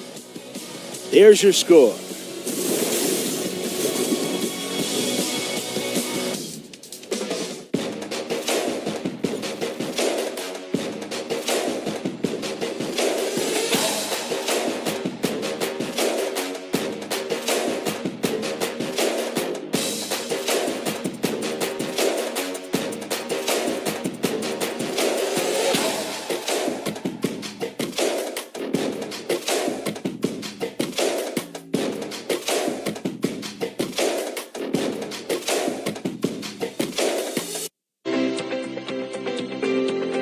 Hometown Ticketing makes it fast and easy to buy tickets on your school's website or in the new Hometown Fan app. It's simple.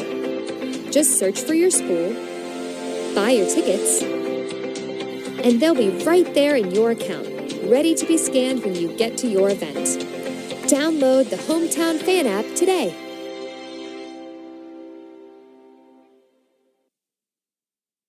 Since 1837, historically black colleges and universities have been fulfilling their purpose to educate and empower. Since 2009, the Home Depot's Retool Your School Campus Improvement Grant Program has also been powered by a purpose to update, upgrade, and uplift HBCU campuses. Today, 44 million votes, $4.1 million, and 147 grants later, we remain inspired by the people, the passion, and the power of HBCUs to continue our purpose. Learn more at retoolyourschool.com. In a world obsessed with throwing shade and putting others down, there's a college boldly committed to doing the exact opposite. A college that understands you are not defined by your yesterdays, where dreams are rekindled and hope restored. A place of new beginnings, transformation, and honor. where a Christian liberal arts education is more than a piece of paper. It's where you start your story all over again. Start your story and discover the new Lane College.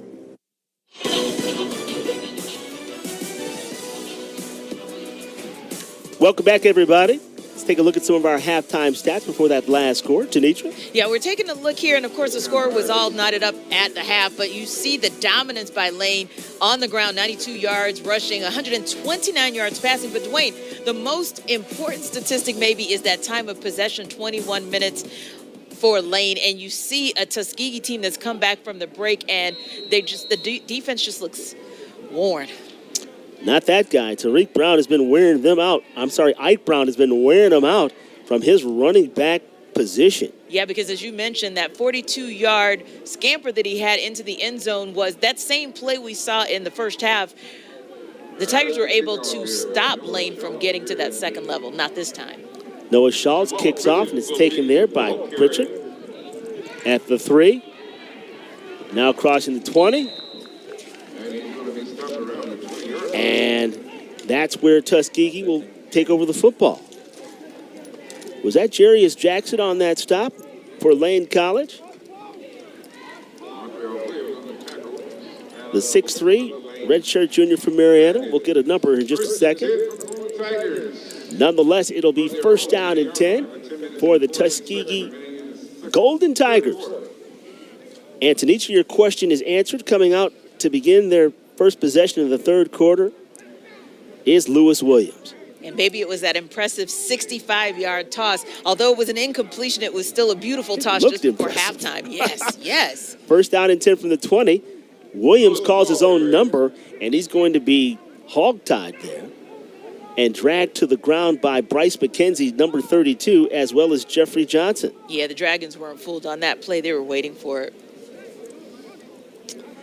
Would just love to see Tuskegee open it up and take a shot deep. There we're going to look at Williams. Ran for 70 yards in a 29-0 victory over Central State last week. He was the SIAC Newcomer of the Week, Week 7 of the season. He's waiting in shotgun formation with Avanti Patterson to his right.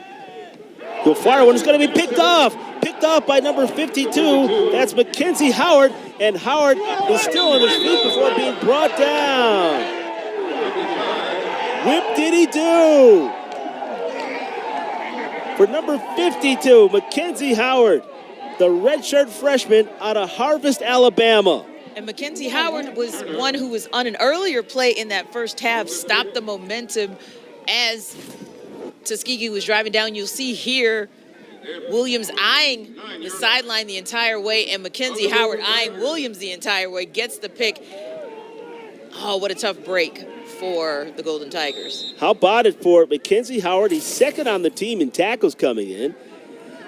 Already has 2 fumble recoveries on the season, and now he will add 1 interception to his ledger. And it'll be, Dwayne, I think I saw one Bryson of those. Williams. Yeah, I think I saw one of those belts you get when, or chains or something you get when you pick somebody off. So, hey. Ike Brown spinning, but he loses the football. Cross strips him. It's a loose football. And diving on it are the Tuskegee Golden Tigers. Tyler Brown, number 45, the freshman out of Largo, Florida, by way of Air Force Prep, comes up with the recovery. What a break for the Golden Tigers. And, Ike Brown's been doing this all afternoon, spinning out of tackles, but that time just one spin too many. And there were the Golden Tigers waiting for it, and they needed that, Dwayne, because the momentum with Lane scoring right out of the halftime break and getting the ball back on the turnover. Great break for Tuskegee. In Lane College, speaking of which, they fumbled the football 11 times this year coming in, now make it 12, and they had lost 4, now 5.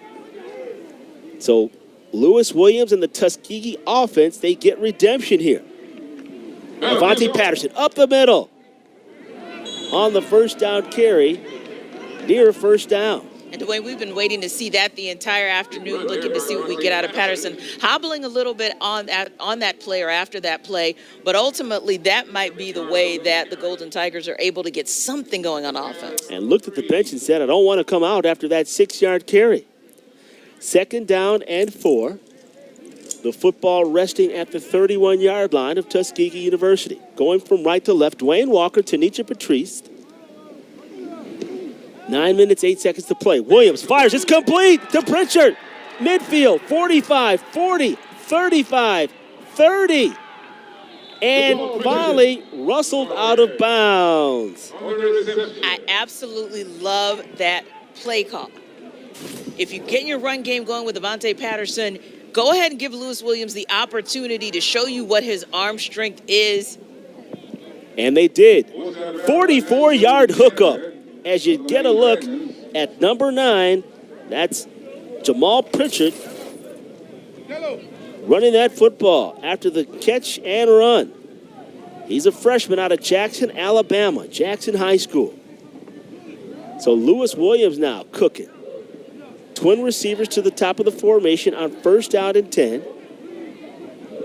At the 19, Patterson, second man through. He's going to twirl down to about the, what do you got him marked at, the 25? And I like the mix of plays because you want to give that Golden Tigers defense an opportunity to rest. I see some hands on hips. Football at the 26-yard line. Jarvis McKee in that backfield for the Golden Tigers right now. He's the up man for Patterson. They are off to the right side of Williams. Williams in the pocket, looking, throwing, connecting! It's going to be, down to the 6-yard line. Caught by number 9, Jonathan Montreville, his second catch of the game for the freshman out of Miami, Florida. And Williams with that quick toss and strike, and you love to see it right across the middle. Move the chains, he says. And that was a 12-yard pass play. And it's 1st down and goal for Tuskegee. They are in the red zone. Patterson off tackle right, and he's brought down by Bryce McKenzie, number 32, coming up from his defensive line position. Red zone scoring so far this season for Tuskegee. They're 16 of 21 coming into today's game. That's a 76% clip, and they've scored 12 of 21 opportunities have been touchdowns. Ben Cole has blown his whistle. There's an injured player. We'll be back after this break.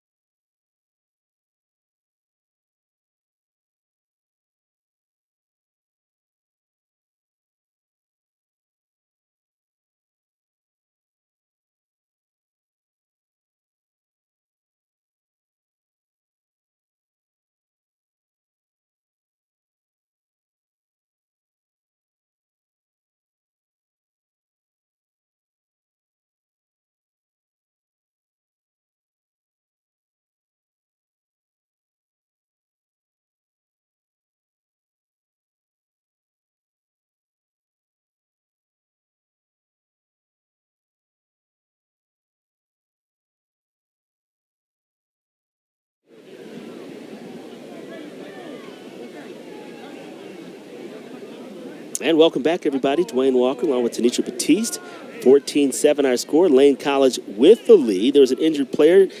Safety number 29, Terry Kimball, went down. And the medics are attending to him on the Lane College sideline.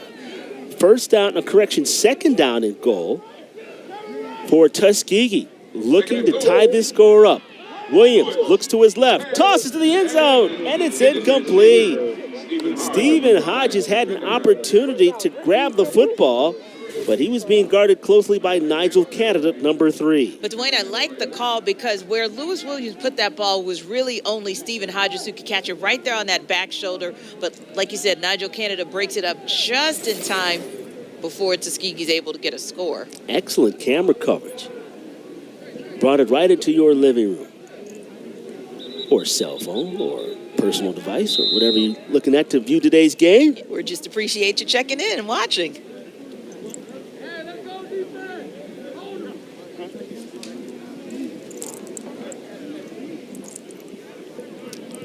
Timeout. Tuskegee. The first timeout of the half. This will be a 30-second. And as you get a look at Lewis Williams there, the 6'4" out of Norcross, Georgia. So, hey, look, the Tuskegee offense finding a little light now with a big connection. Jamal Pritchard downfield. Yes. Vontae Patterson doing his thing on the ground. But can Tuskegee take advantage of it, Tanitra? I think so, because what we're seeing is a little bit more aggressiveness with Lewis Williams. Lewis Williams showed us what he could do right before the end of the half with that 65-yard toss that we keep talking about, because it was impressive to the both of us. And so we're seeing that Lewis Williams is able to show us what he can do with his arm this drive. Let's take a look while we have a chance to look at some of the standings. As we mentioned, Savannah State and Albany State, those two are playing this afternoon, which is obviously going to be a huge game for the standings to see who can take control of the East. Meanwhile, on the West, say what you want, despite those two losses, Miles College is the team to beat since they are the defending two-time champions. But there you see Lane, Kentucky State, and Tuskegee. They are nearby. So really, Tanitra, it's anybody's to get. Yeah, and this game today will be critical in determining who gets out of the Western Division. All right, here we go. Third down and goal. Williams throws to the right, and it's caught for a touchdown. Number 88, that's Latrevion O'Neal.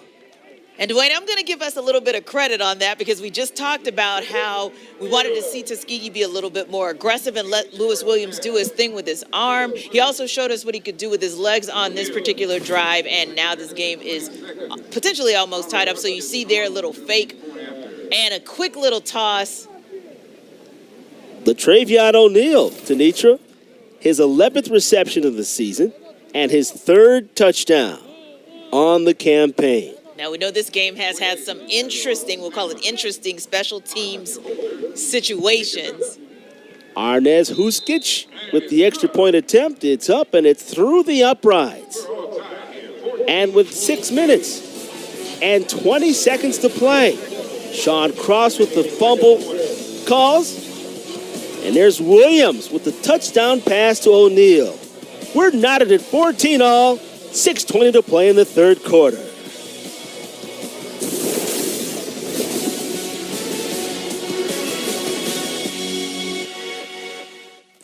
As a global bank, our game plan is to help clients manage their money. We're a team of challengers, thinkers, and go-getters. Together, we bring out the best in each other. With our partner SIAC, we're creating pathways for the next generation of talent. We're scouting bankers, advisors, techies, and yes, athletes. Kick off your career with UBS.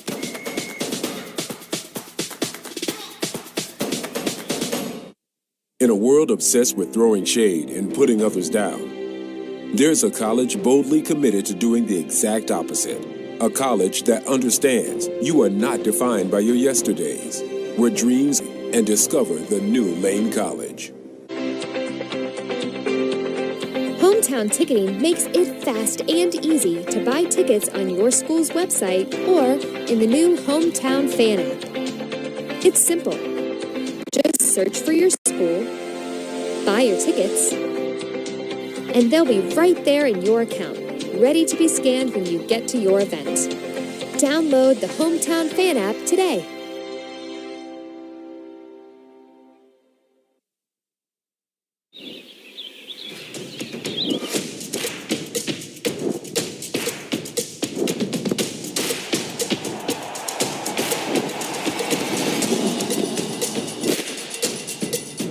all the ways you love to play. Academy Sports and Outdoors makes it easier than ever to get what you need and have fun out there. Get free shipping on your favorite brands at academy.com or get free curbside or in-store pickup at your Academy store. Welcome back, everybody. Dwayne Walker along with Tanisha Batiste. We're knotted at 14, thanks in part to that guy right there, number 88, LaTravion O'Neal, the 6'1 sophomore, Reeltown High School. He scored a real touchdown, his third touchdown of the season, Tanisha. Yeah, amazing what he was able to do. And really what Lewis Williams was able to do on that last drive. You know, for Lane College, it was about, and it's been about moving the ball and moving the chains on the ground and in the air. And that's how they've been able to get their 14 points. A little bit of a different storyline for Tuskegee this afternoon. Tuskegee able to take advantage of Lane miscues to keep this game tied. Arnez Huskich will kick the football off. And it goes over Virgil Young's head for a touchback. And that's where Lane College will have their football, first down and 10 from the 25-yard line. Michael Huntley, he's the quarterback. He's come a long way to get to this position. Being a senior, waited his turn. He backed up MJ in 2018. And he never looked at himself as a backup. That's the key. And Coach Brown describes him as a great kid, a yes sir, no sir kid. He's a gamer, and he's something special. And Coach Brown has one of those embarrassment of riches situations because he can go with Michael Huntley, Tariq McKenzie, but he just goes with the guy with the hot hand, and that's Huntley right now. Virgil Young on the reception to the near side of the football field before getting tripped up at the 43-yard line. 18-yard pass play from Huntley to Virgil Young. First down and 10 at the 43. Brown getting down. And he's going to cross over the 45-yard line to about the 47. Apollon on the scene, number 15, to help bring him down. Brown also assisting on that tackle, number 45. Also sticking his head in there, Tyler Brown, who came up with a fumble recovery. Another pass complete to Virgil Young up near midfield. So the Lane College offense, they've had no problems this afternoon moving the football. They completely dominated time of possession in the first half, holding the football for nearly 22 of the 30 minutes. And they're moving the chains once again on a third down and 2. Huntley calls his own number, and he will skedaddle down to about the 40-yard line. And Dwayne, I like the play call there to keep the chains moving. You just need 2 yards, third and manageable, so you let Huntley just keep it and get you on the other side of the field in Tuskegee territory. 11-yard run play, first down and 10 from the Tuskegee 40. They're setting up the screen, but the screen, man, fell down. They were trying to set that screen up. They suckered the Tuskegee defensive lineman into little cat and mouse with Huntley, but unfortunately, the intended receiver fell to the turf. Coach Byron Brown calling in the signals. He's also the offensive coordinator, head coach in his first year.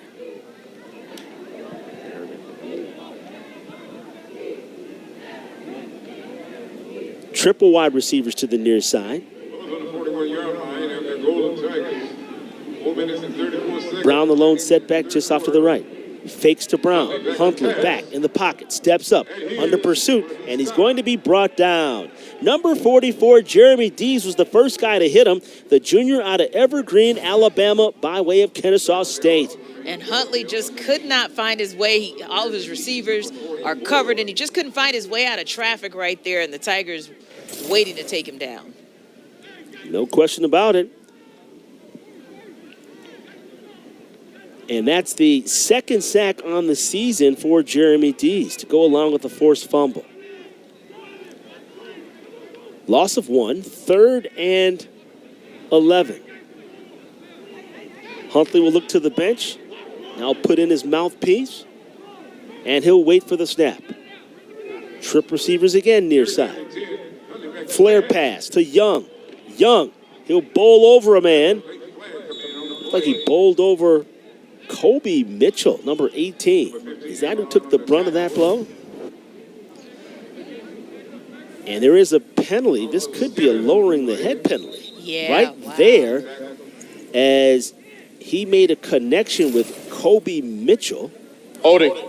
Offense, number 1, 10-yard penalty, 3rd down. So Ben Cole called that an offensive hold. We mentioned Kobe Mitchell, who earlier this year had a 55-yard touchdown return against Clark Atlanta University. Kobe Mitchell is from McDonough, Georgia, and attended Eagles Landing Christian Academy. Not too far from either one of us. There you have it. I can get there about 6 minutes. 3rd down and a bit. 16. Huntley under pressure, under siege. He'll loft the football, and he's got a man. It's going to be complete. Anthony Evelyn caught that football as we get a look at the replay. And Michael Huntley with just enough of a scramble to get the ball down the field to Anthony Evelyn. But I love that he had the presence of mind to stay in bounds on that play. It looks like he kept his feet. And it looks like 4th and 5 now. But I like that we're finally getting what looks like an aggressive play call from Coach Byron Brown. 11 yards on. Or are they? 11 yards on that pass play. Tanisha will find out right here. And there's a timeout on the field. Lane College decides to talk about it. And things are getting a little, I'm not going to say crucial yet. Still 3rd quarter, 2 minutes and 37 seconds to play. And really, momentum is kind of going back and forth, where Tuskegee, they're taking advantage of some turnovers and some shoddy special teams play. Yeah, and that's what you want from your team. If they can't produce anything on offense for themselves, you want your defense to keep getting the ball back in your offense's hands, giving them a short field to be able to score. Now, here, Lane has an interesting decision. It's 4th and 5. I've said before that they've been efficient and very effective on 4th down conversions throughout the season, so I want to see, it'll be interesting to see if they go for it. I think they should, because still, even with 2 minutes and 37 seconds left in the 3rd quarter, what you like is that they're so deep in Tuskegee's territory that if they don't convert, they could potentially get a 3 and out on the other side and get that ball right back. Well, I got to tell you, if I'm Byron Brown, I'm just going to give more steady helpings of Ike Brown. I mean, I'm just going to give them the football, and they might consider putting that offensive lineman in the backfield again, because that was very effective in the 1st quarter of play. Putting him in that fullback position indeed was effective. All right, here we go. Huntley under pressure, down to the 40, 35, jukes a man, and outstretches his arm. He's close. Let's see will they mark it. Let's see where they'll mark this football. He did. It's a 1st down for Lane College as we get a look at that replay. And Dwayne, I like the call. Huntley sees that there's nobody down the field, so he just takes off, and he knows that he's getting close to the marker, so he just extends himself on the play, and he's able to move the chains. Smart kid, smart move. 1st down and 10 at the Tuskegee 31-yard line for Lane College. They're moving left to right. They're in a 14-14 dogfight with Tuskegee. Homecoming weekend. Calls his own number. Up the middle. 20, 15, 10, 5, 4-yard line. 26-yard rush. And more than anything on that play, smart move by Huntley to quickly pull that ball down, take that ball right down the middle, and you. Steady helping of Ike Brown nearing the goal line, but not quite there. But you love that Isaiah Brown was able to keep the legs chugging and get closer and closer to that goal line on that 1st and goal. Tyler Brown brought him down. 2nd and goal now from the 3. Brown carries again. Right side, dives in, touchdown, Lane College. And that has been the money call for the Dragons the entire day. get Ike Brown to bounce out to the outside and get the score. I love the play call there. We see it right there. Huntley passes it off to Ike Brown, and he just goes right around for a couple yards and the score. 3-yard rushing play to go along with a 42-yard scoring play earlier in the third quarter. He's got double-digit touchdowns on the season. That's his 10th, which leads the SIAC. Noah Shaw's in for the extra point attempt. It's on the way. It's up, and it is through the uprights. And with 53 seconds to play in the third quarter, our score, Lane College 21, Tuskegee 14. I can't reiterate it enough, Tanitra. Just more helpings of Ike Brown, because at the end of the day, they've not been able to stop him. And if they're not able to stop him, you might as well continue to go to the well. And it's going to be critical in the fourth quarter as well. We've got 53 seconds left in this third quarter, but what you want to do is impose your will where it's been working. That gets you the time of possession. It keeps Tuskegee's offense off the field, and that's important too, because they were getting a little bit of steam in that on that last drive. So again, with just a minute left in this third quarter, it's going to be critical, these types of plays and being able to execute and keep your offense on the field for as long as possible, their defense, and what that's going to do to Tuskegee in that fourth quarter. And when you think about it, Tuskegee has scored all 14 of their points off of turnovers, and coming into this game, they scored 38 points off of their opposition's turnovers. So add 14 to the fray today. So that's 52 on the season. And that's exactly what they did in their last win, the shutout, of course, against Central State, the 29-0 shutout. They turned a turnover into 7 points on the first possession, and it was all over there. So they're quite an opportunistic team. Let's see what they'll do on this kickoff return. That's Hodges. He fields it at the 15 and takes it up to the 33-yard line. That's an 18-yard return for the senior wide receiver who has over 1,000 yards in receptions on his career. There you can look at him. And Hodges has had a good game so far. He's one of the bright spots on offense and has been a good target for Lewis Williams this afternoon. Coach Slater in Lewis Williams' ears as he comes back onto the field.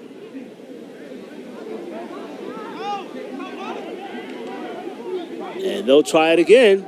15 seconds left on the play clock. Now 10. They've got to hurry. I'm not so sure they're going to get it off. So this could be a critical error by the offense. They have to be set for at least 1 second. 3, 2, 1. They just get it off. Williams in the pocket. Throws over the middle. Complete to Pritchard. And Pritchard is going to be rustled down by number 8, Jeffrey Johnson. Redshirt junior out of Jacksonville, Florida. Says, not today, young man. But somehow Lewis Williams gets his offense together to get that playoff with barely a second left on the clock and at least able to even get 4 yards out of it. 2nd down and 6 forthcoming with just 20 seconds remaining in the third quarter. Williams in the shotgun. Goodlow off to his right. Patterson is the deep man.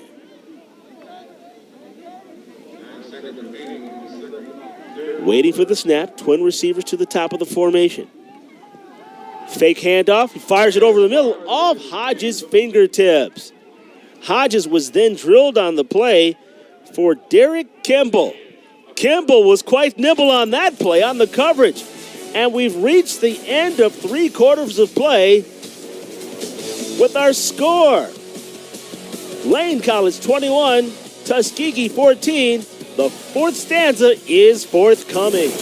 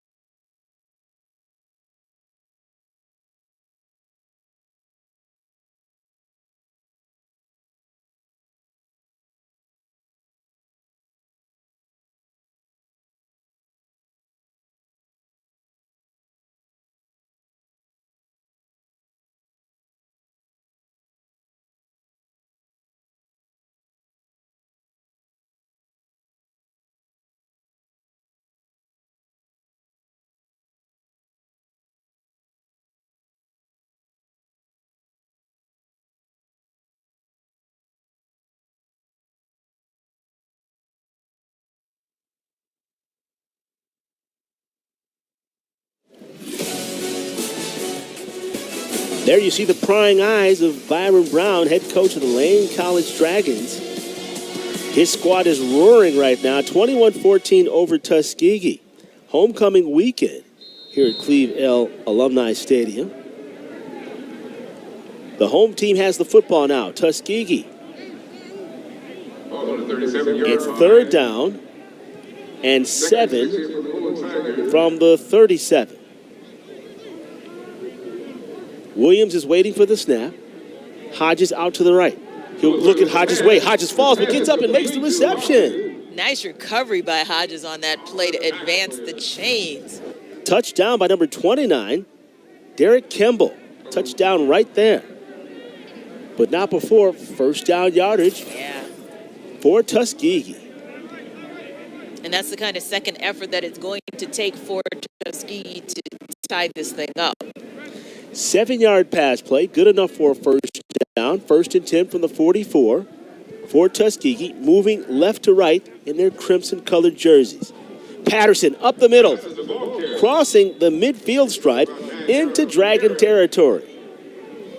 And Avante Patterson having much more success on the second level in this second half and so far early in this fourth quarter. 9-yard pickup. Second and 1. I formation. What's this? Do my eyes besiege me? It's a toss to Patterson out of the eye. Nothing doing, though, as he's going to be brought down by number 94, Taquan Brown, the junior out of Lakeland, Florida.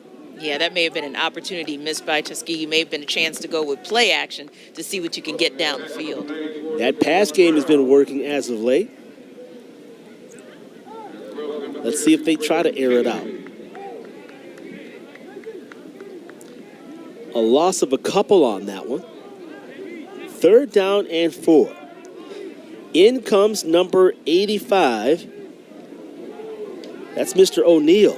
So if I'm a guessing man, I'm going to throw the ball to number 85. Let's see.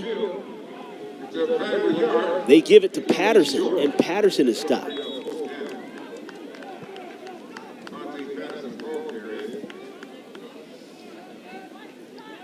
And I got my 8s mixed up on that. That was actually number 88 that was trying to check the game. I'm going 8 crazy over here.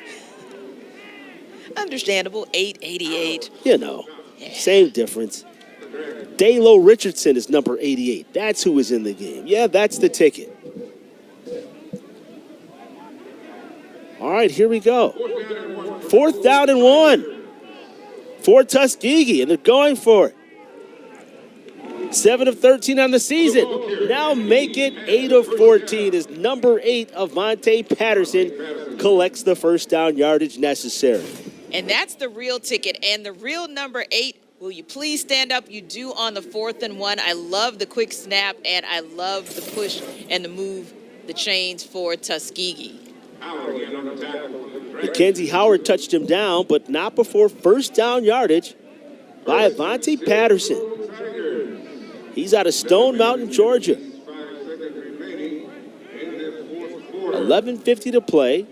Fourth quarter, Dwayne Walker, Tanitra Batiste. Tuskegee trying to tie this one up. There they're going to go for the downs. Left side, and it's going to be caught. Is it inbound? That's the only question. Is number 17, Jamal Pritchett, went up and got it. But he's running back to the huddle, so I'm going to use my context clues and says it's not a catch. But let's see if he gets a leg down. Yeah, that foot looks like it's on the white I see some line. chalk. Yeah.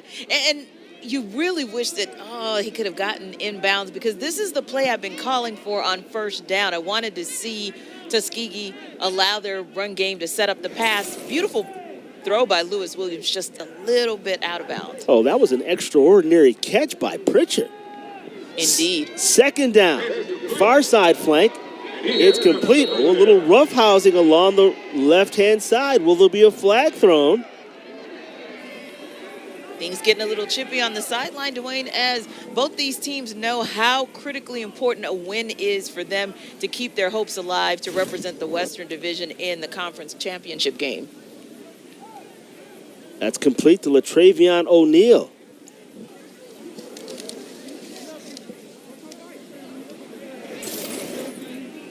There you get a look at him. And that was just Alan Tucker letting him know, you can catch it, but we won't let you get a lot of yak. That would be yards after the First play. and 10 for the Golden Tigers. Williams is After that first down play, there's a pass complete near side to Hodges. Hodges, whirly birds. Hodges stopped by number 29. And he's going to get the football all the way down to what looks like the 20-yard line. And again, a nice throw, good read by Lewis Williams. And Stephen Hodges, not content just going out of bounds, spins around to get the extra yards. And there's your yards after the catch for Stephen Hodges on that play. First down pickup, 1st and 10 at the Lane 21-yard line. They're just inches of being in the red zone. Patterson along the left-hand side, and he's going to be shoestring tackled by number 8, Jeffrey Johnson.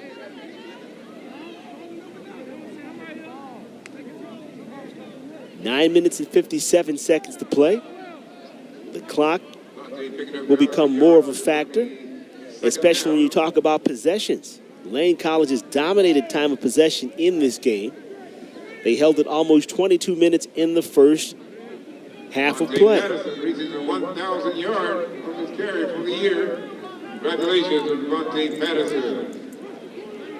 Career. Avante Patterson, we've just been told. Play action, and there's a sack. Quarterback sack. Number 56, Donovan Barnes, his first sack on the season, comes at a timely moment.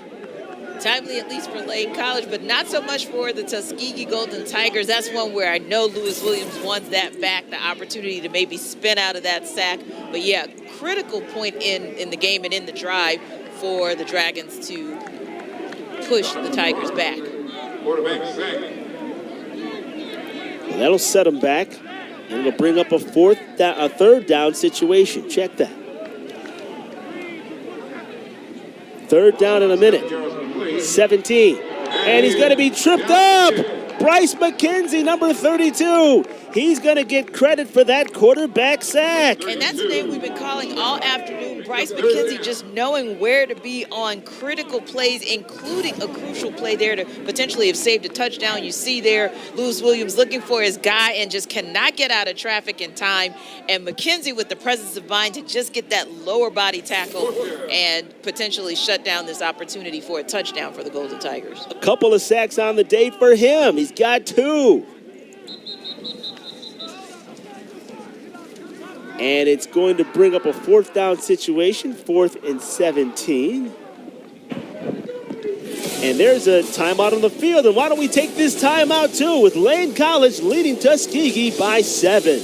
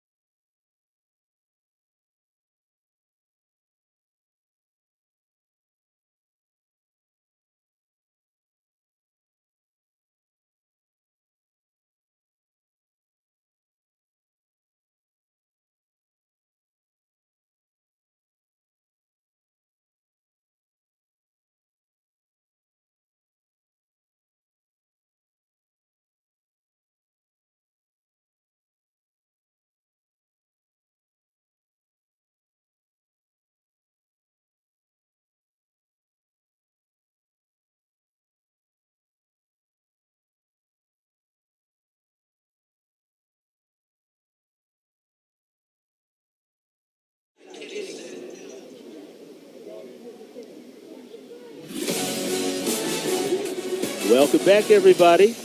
Tuskegee still hanging around. 8:04 to play in the fourth quarter on a fourth down. Arnez Huskic is in the game to attempt a 50-yard field goal. Where's that football?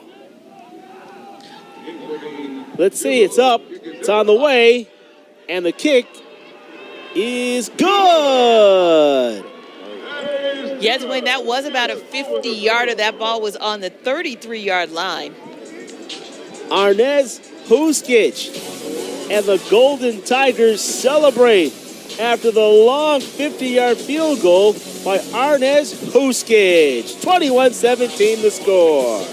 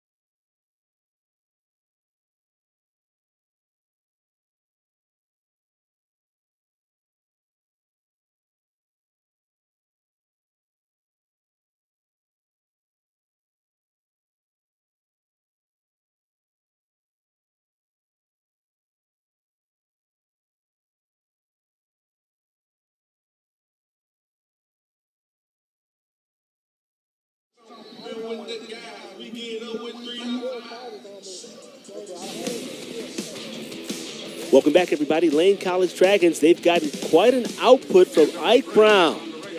Ike Brown, just absolutely amazing, continuing his tear from the first half and what he was able to do, and just right there up the pipe and just all the way down for the score to give Lane College all they needed to take the lead in a very competitive matchup here. So, yeah, Ike Brown's been doing it, and he actually had a couple of receptions as well to keep the chains moving for the Dragons in that first half. Couple of touchdowns on the day. There you can look at him with 7:55 to play in regulation.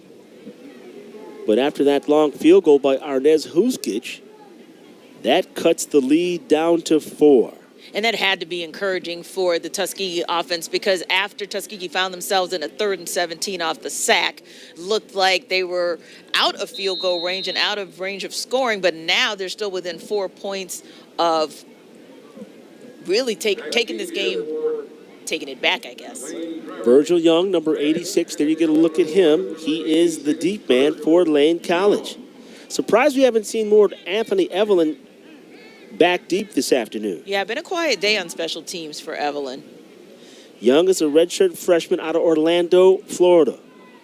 Oh, there's Evelyn right there to the right of our screen, and that is going to be a penalty, ladies and gentlemen. So Arnez Huskic has kicked a couple of balls out of bounds. Kick out of bounds. Kicking team. Ball replaced at the 35-yard line. His first third down, Lane. Kick out of bounds this season, as you hear the penalty by Ben Cole, the third. And in a situation where you really want to back Lane College up as much as you can so that maybe on your next drive, you might be able to take your first lead of the game, you don't want to give them an even shorter field to work with, especially not Ike Brown. Michael Huntley will lead the offense out. 1st and 10 from their own 35. Let's see if they'll go to the ground attack to try to chew up some of this clock. 7:55 to play. They'll give it to number 5. First carry for Ryan Whitaker, number 5. He'll spin out of a tackle and gets up close to a first down. So Ryan Whitaker making his entry quite impressive. Yeah, so it looks like the Dragons are doing this running back by committee, but it's working. If it works, don't fix it. And there he finds just a little bit of a gap, a spin move there to move them to 2nd and very manageable. 2nd and 1. Whitaker averaging 5 yards per carry. Here he is again on the carry, and it looks as though he has enough for a Lane College first down as Cross, number 4, Sean Cross, brought him down from his linebacking position. And those are the kind of plays, Dwayne, that also eat away at the clock. We're now down to 7 minutes in this game, left in regulation, that is.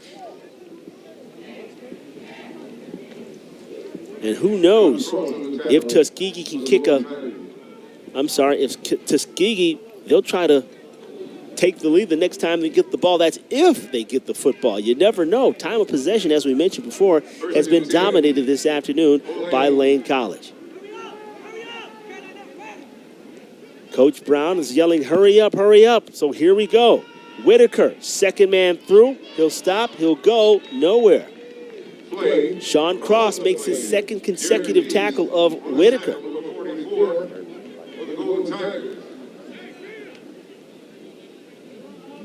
Clock continues to run. We'll be under 6 minutes to play by the time Lane College gets this play off. Let's see what they have for a 2nd and 12 package. I wonder if this will be 4-down territory for them, or will they play the downs? You never know. 2nd down. 12. Huntley waiting. Whitaker in motion, off to the right. Back to pass. They set up the screen. Huntley under duress and smartly throws the ball out of bounds. But unfortunately, that play stops the clock. Whereas if he connected with Ike Brown, who was standing right there, would have kept the ball in play. Not so sure whether or not he would have gotten back to the original line of scrimmage. But to your point, Dwayne, at this point, it may not be so much about getting back to the line of scrimmage as it is about running time off the clock, because you're still finding yourself in 3rd and quite long. Excellent point. 3rd down and 12 from the 43-yard line. 5:45 to play. Twin receivers, top and bottom of the formation. 8 seconds left on the play clock. 6, 5. He's going to call timeout right here. There you can look at Byron Brown, and there is our timeout. And while Byron Brown discusses it with the Lane College Dragons, we'll take this timeout. Lane leads it by 4.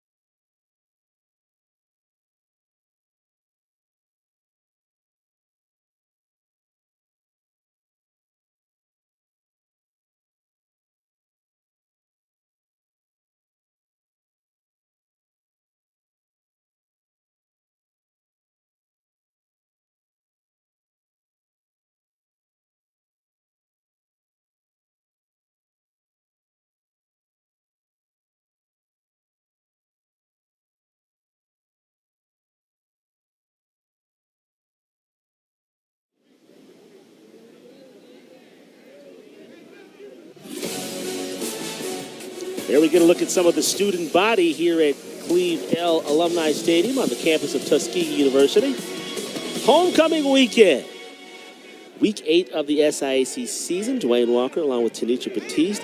And Batista, the young ladies just hanging out on a Saturday afternoon. I absolutely love it, and I'll be doing the same in New Orleans in 2 weeks, so I am definitely enjoying them giving me a preview of what my life's going to look like in 2 weeks at Xavier University of Louisiana's homecoming. All right, here we go. 3rd down and 12 for Lane College.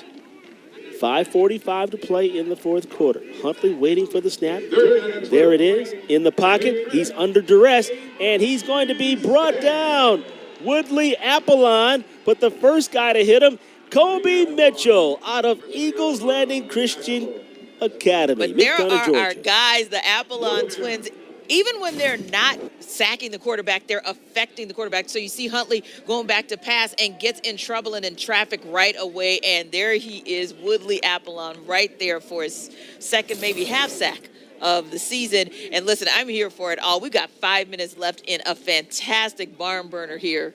And boy, to see those two brothers together, Woodley and Wesley, just doing the thing and talking about that play and probably strategizing on what it's going to look like and what it's going to take for this Tuskegee defense to keep Lane at bay if they get the ball back. But now it's time for Tuskegee to do a little something on offense. Kevin Gee punts that football. There you get a look at the Apollon brothers right there. With 4:51 to play. We'll be back in one moment.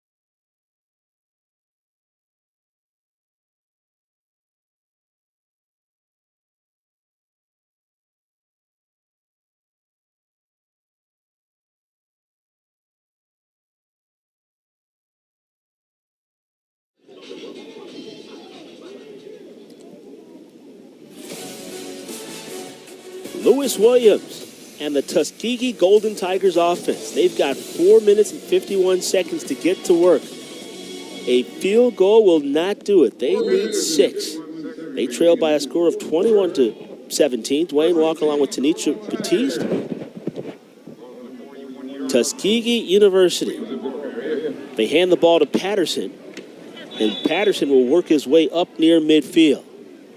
9 yards on that carry. And they will move the chains. 433, 432, 431. Here you get the calm and cool Willie Slater. Yes, calm and cool indeed, because Coach Slater knows he's got Patterson in the backfield, and he's going to be critical if Tuskegee's able to take the lead on this possession. 2nd and 3 after that 7-yard run by Patterson. There's the first down carry. as the time continues to run. Now we're at 4 minutes to play. Patterson, I think he's been playing nicked up today. He's been hobbling back and forth. He's got his hands on his hips right now, and he looks spent. Yeah, but this is Warrior time. This is the time to just buckle down and get it done, because the Golden Tigers, the Dragons, they both know how critical this game is, especially after a Miles College win earlier today. First down and 10 from the 45-yard line of Lane. Here's Patterson down the 40. 35-yard line. And let's see what the mark is. You see Patterson on the carry. And just a beautiful cut inside. So he goes outside in, and it looks like he's close to that first down. Nigel Canada had to trip him up. It's a gain of 9, second down and 1. And congratulations going out to Avante Patterson. I heard public address announcer Paul Carney here at Tuskegee say that Patterson has gone over the 1,000-yard mark for his career. So congratulations to Avante Patterson. Second down and 1. Play action. Williams decides to keep the football. Down to the 35, 30, 25, 20. He loses the football. And it looks as though Lane College has recovered it. They have indeed. Number 52, Howard McKenzie, comes up with his third fumble recovery of the year to go with an interception from earlier today. That's if it stands. Is a fumble and recovery by the defense. First down, Lane. What a tough blow, Dwayne, because you look at that play, and in that moment, you see Lewis Williams trying to figure out what to do, and he decides to become a runner. And when you become a runner, then the defense is going to attack you as such when you're out of the pocket. And look, it's all about, it's tackling 101. There's a strip. There it is. Nigel Canada, number 3, did the honors. And number 52, McKenzie, came up with that football. And now Lane College can basically just salt this one away in a tough go for Lewis Williams on this potentially final drive of the game. There he is, McKenzie Howard. You got a quick snapshot of him. He has just been everything. All he's done, ladies and gentlemen, as Lane College will take over the football, first down and 10. There's another dose of Ike Brown. He'll be run out of bounds near side of the football field by number 3, Carl Matthews. Only thing is, you wish he would have stayed inbounds to keep that clock moving on that play. No doubt about it. Howard McKenzie, back to him, Tanitra. Second on the team in tackles. He now has 3 fumble recoveries to add an interception today to go along with that. So he, in my opinion, he's going to be a candidate for Defensive Player of the Week in the SIAC. He could potentially be that person, or it could be Bryce McKenzie with a couple sacks today. And that, you look at what they've been able to do. Really, both of these defenses have played a stellar game today and kept this game as tight as it's been down the stretch. But it's really come down, once again, to miscues. Not only miscues, those turnovers. And so far, Lane College has the advantage, but you can't say anything enough by Mr. McKenzie. Second on the team in tackles. He came up with a fumble recovery today, interception earlier. He's just doing it on all cylinders today, so much credit goes to him.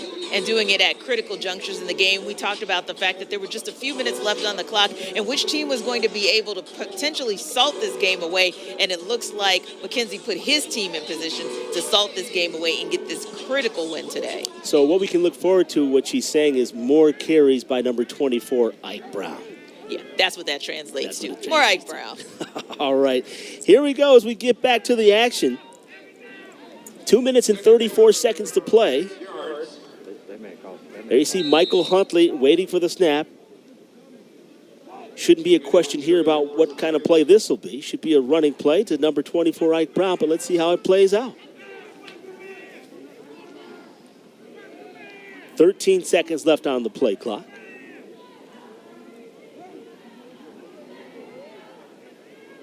And here we go. Brown the carry. Brown off to the right. Brown off to the races. 35, 40, 50, 45, 40, 35, 30. Still on his feet. 25, 20, 15, 10, 5. and out of bounds and out of gas. There may have been a flag down. Let's see. Could have been a BIB. Be a block in the back. But it may not negate the whole chunk of wax, though. And an absolutely beautiful run. If it stands, an absolutely beautiful run by Ike Brown. You're thinking there at 2nd and 5, all you want to do is move the chains because you get a first down, and that's pretty much game. But Ike Brown has been doing this all afternoon, getting to the second level, and then with that burst of speed, just taking off. Here's Ben Cole with the call. Illegal block in the back. Offense, number 3. 10-yard penalty for the spot of the foul. Results of the play, still first down. And you still see a beautiful spin move right there at that second level to get himself all the way down to essentially 1st and goal. But, of course, we know there was a penalty on the play, so. Man. And there's Nigel Canada doing a little flexing with the... I like that belt. I like that swag he's got there. Nice. Byron Brown, looks like he's rocking. Is he rocking the baby to sleep? What is that move right there? That's what I'm feeling, Dwayne, too. You and I have been trying to decipher, and we should ask Coach, should they win the game if we get him post-game? Help us to decipher some of those things, the things he can tell us anyway. 2 minutes to play in the fourth quarter. 7 seconds on the play clock. Lane College just content to use clock. They hand the football off. Sweeping to the left is number 25. That's Kylan Dew. He wasn't down. And Dew was never down, I don't believe. Top of that player. So I don't think I would have given the football up there. Right, let's take a quick look right here. Dew's got it. He hits him. And I don't know if he right out. Well, let's see. Let's see if his knee goes. Let's see. No, he's not down. He is not down. I would have kept on heading to the house. Yeah. Second down. Could have been a score for him today. Maybe it looked as though his knee went down from the official's vantage point. Sure, yeah. Nonetheless, 1 minute and 10 seconds to play. Dew still in the backfield. Huntley, quarterback keeper, will fall to the ground to kill the clock. Cross will tie him up, but under a minute to play. And there you see the differential on the play clock, a 15-second differential. So 2 more plays, and this will be a wrap. Byron Brown claps his hands confidently. That play clock moving. 18-17.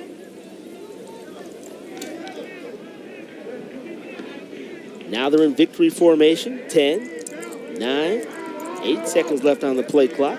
He'll snap it around 2 seconds. There's the snap. He'll down it, and that should be that. And there's a dose of reality for Byron Brown, a dose of water to go along with it. As the Lane College Dragons come into Tuskegee and spoil homecoming. With a final score, Lane College 21, Tuskegee 17.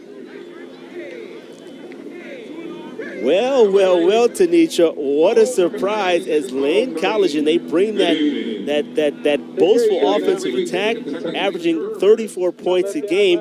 They don't get to the 34-point mark, but they make their point, so to speak, coming away with a victory. Yeah, and today they didn't need to get to the 30-point mark. 21 was more than enough to beat Tuskegee because it was all about time of possession. So just taking advantage of the opportunity to keep your offense on the field while keeping Tuskegee's defense on the field and really just wearing them down with that ground game thanks to Ike Brown. And Ike Brown had a couple of touchdowns on the afternoon. He had a big 42-yard scamper to put his team up, and then he followed that one up the next series later with a 3-yard touchdown.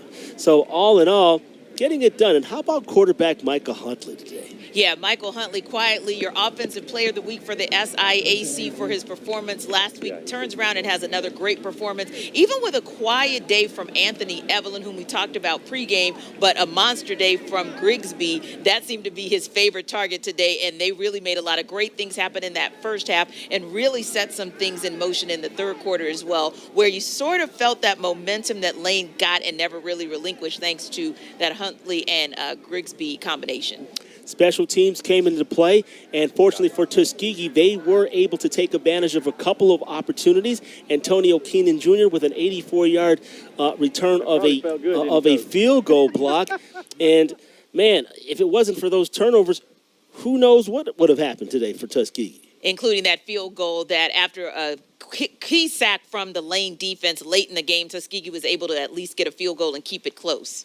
And speaking of close, let's get close right now with head coach Byron Brown with Lane College. Coach, first of all, congratulations on the victory. Yes, sir. Thank you. I appreciate it.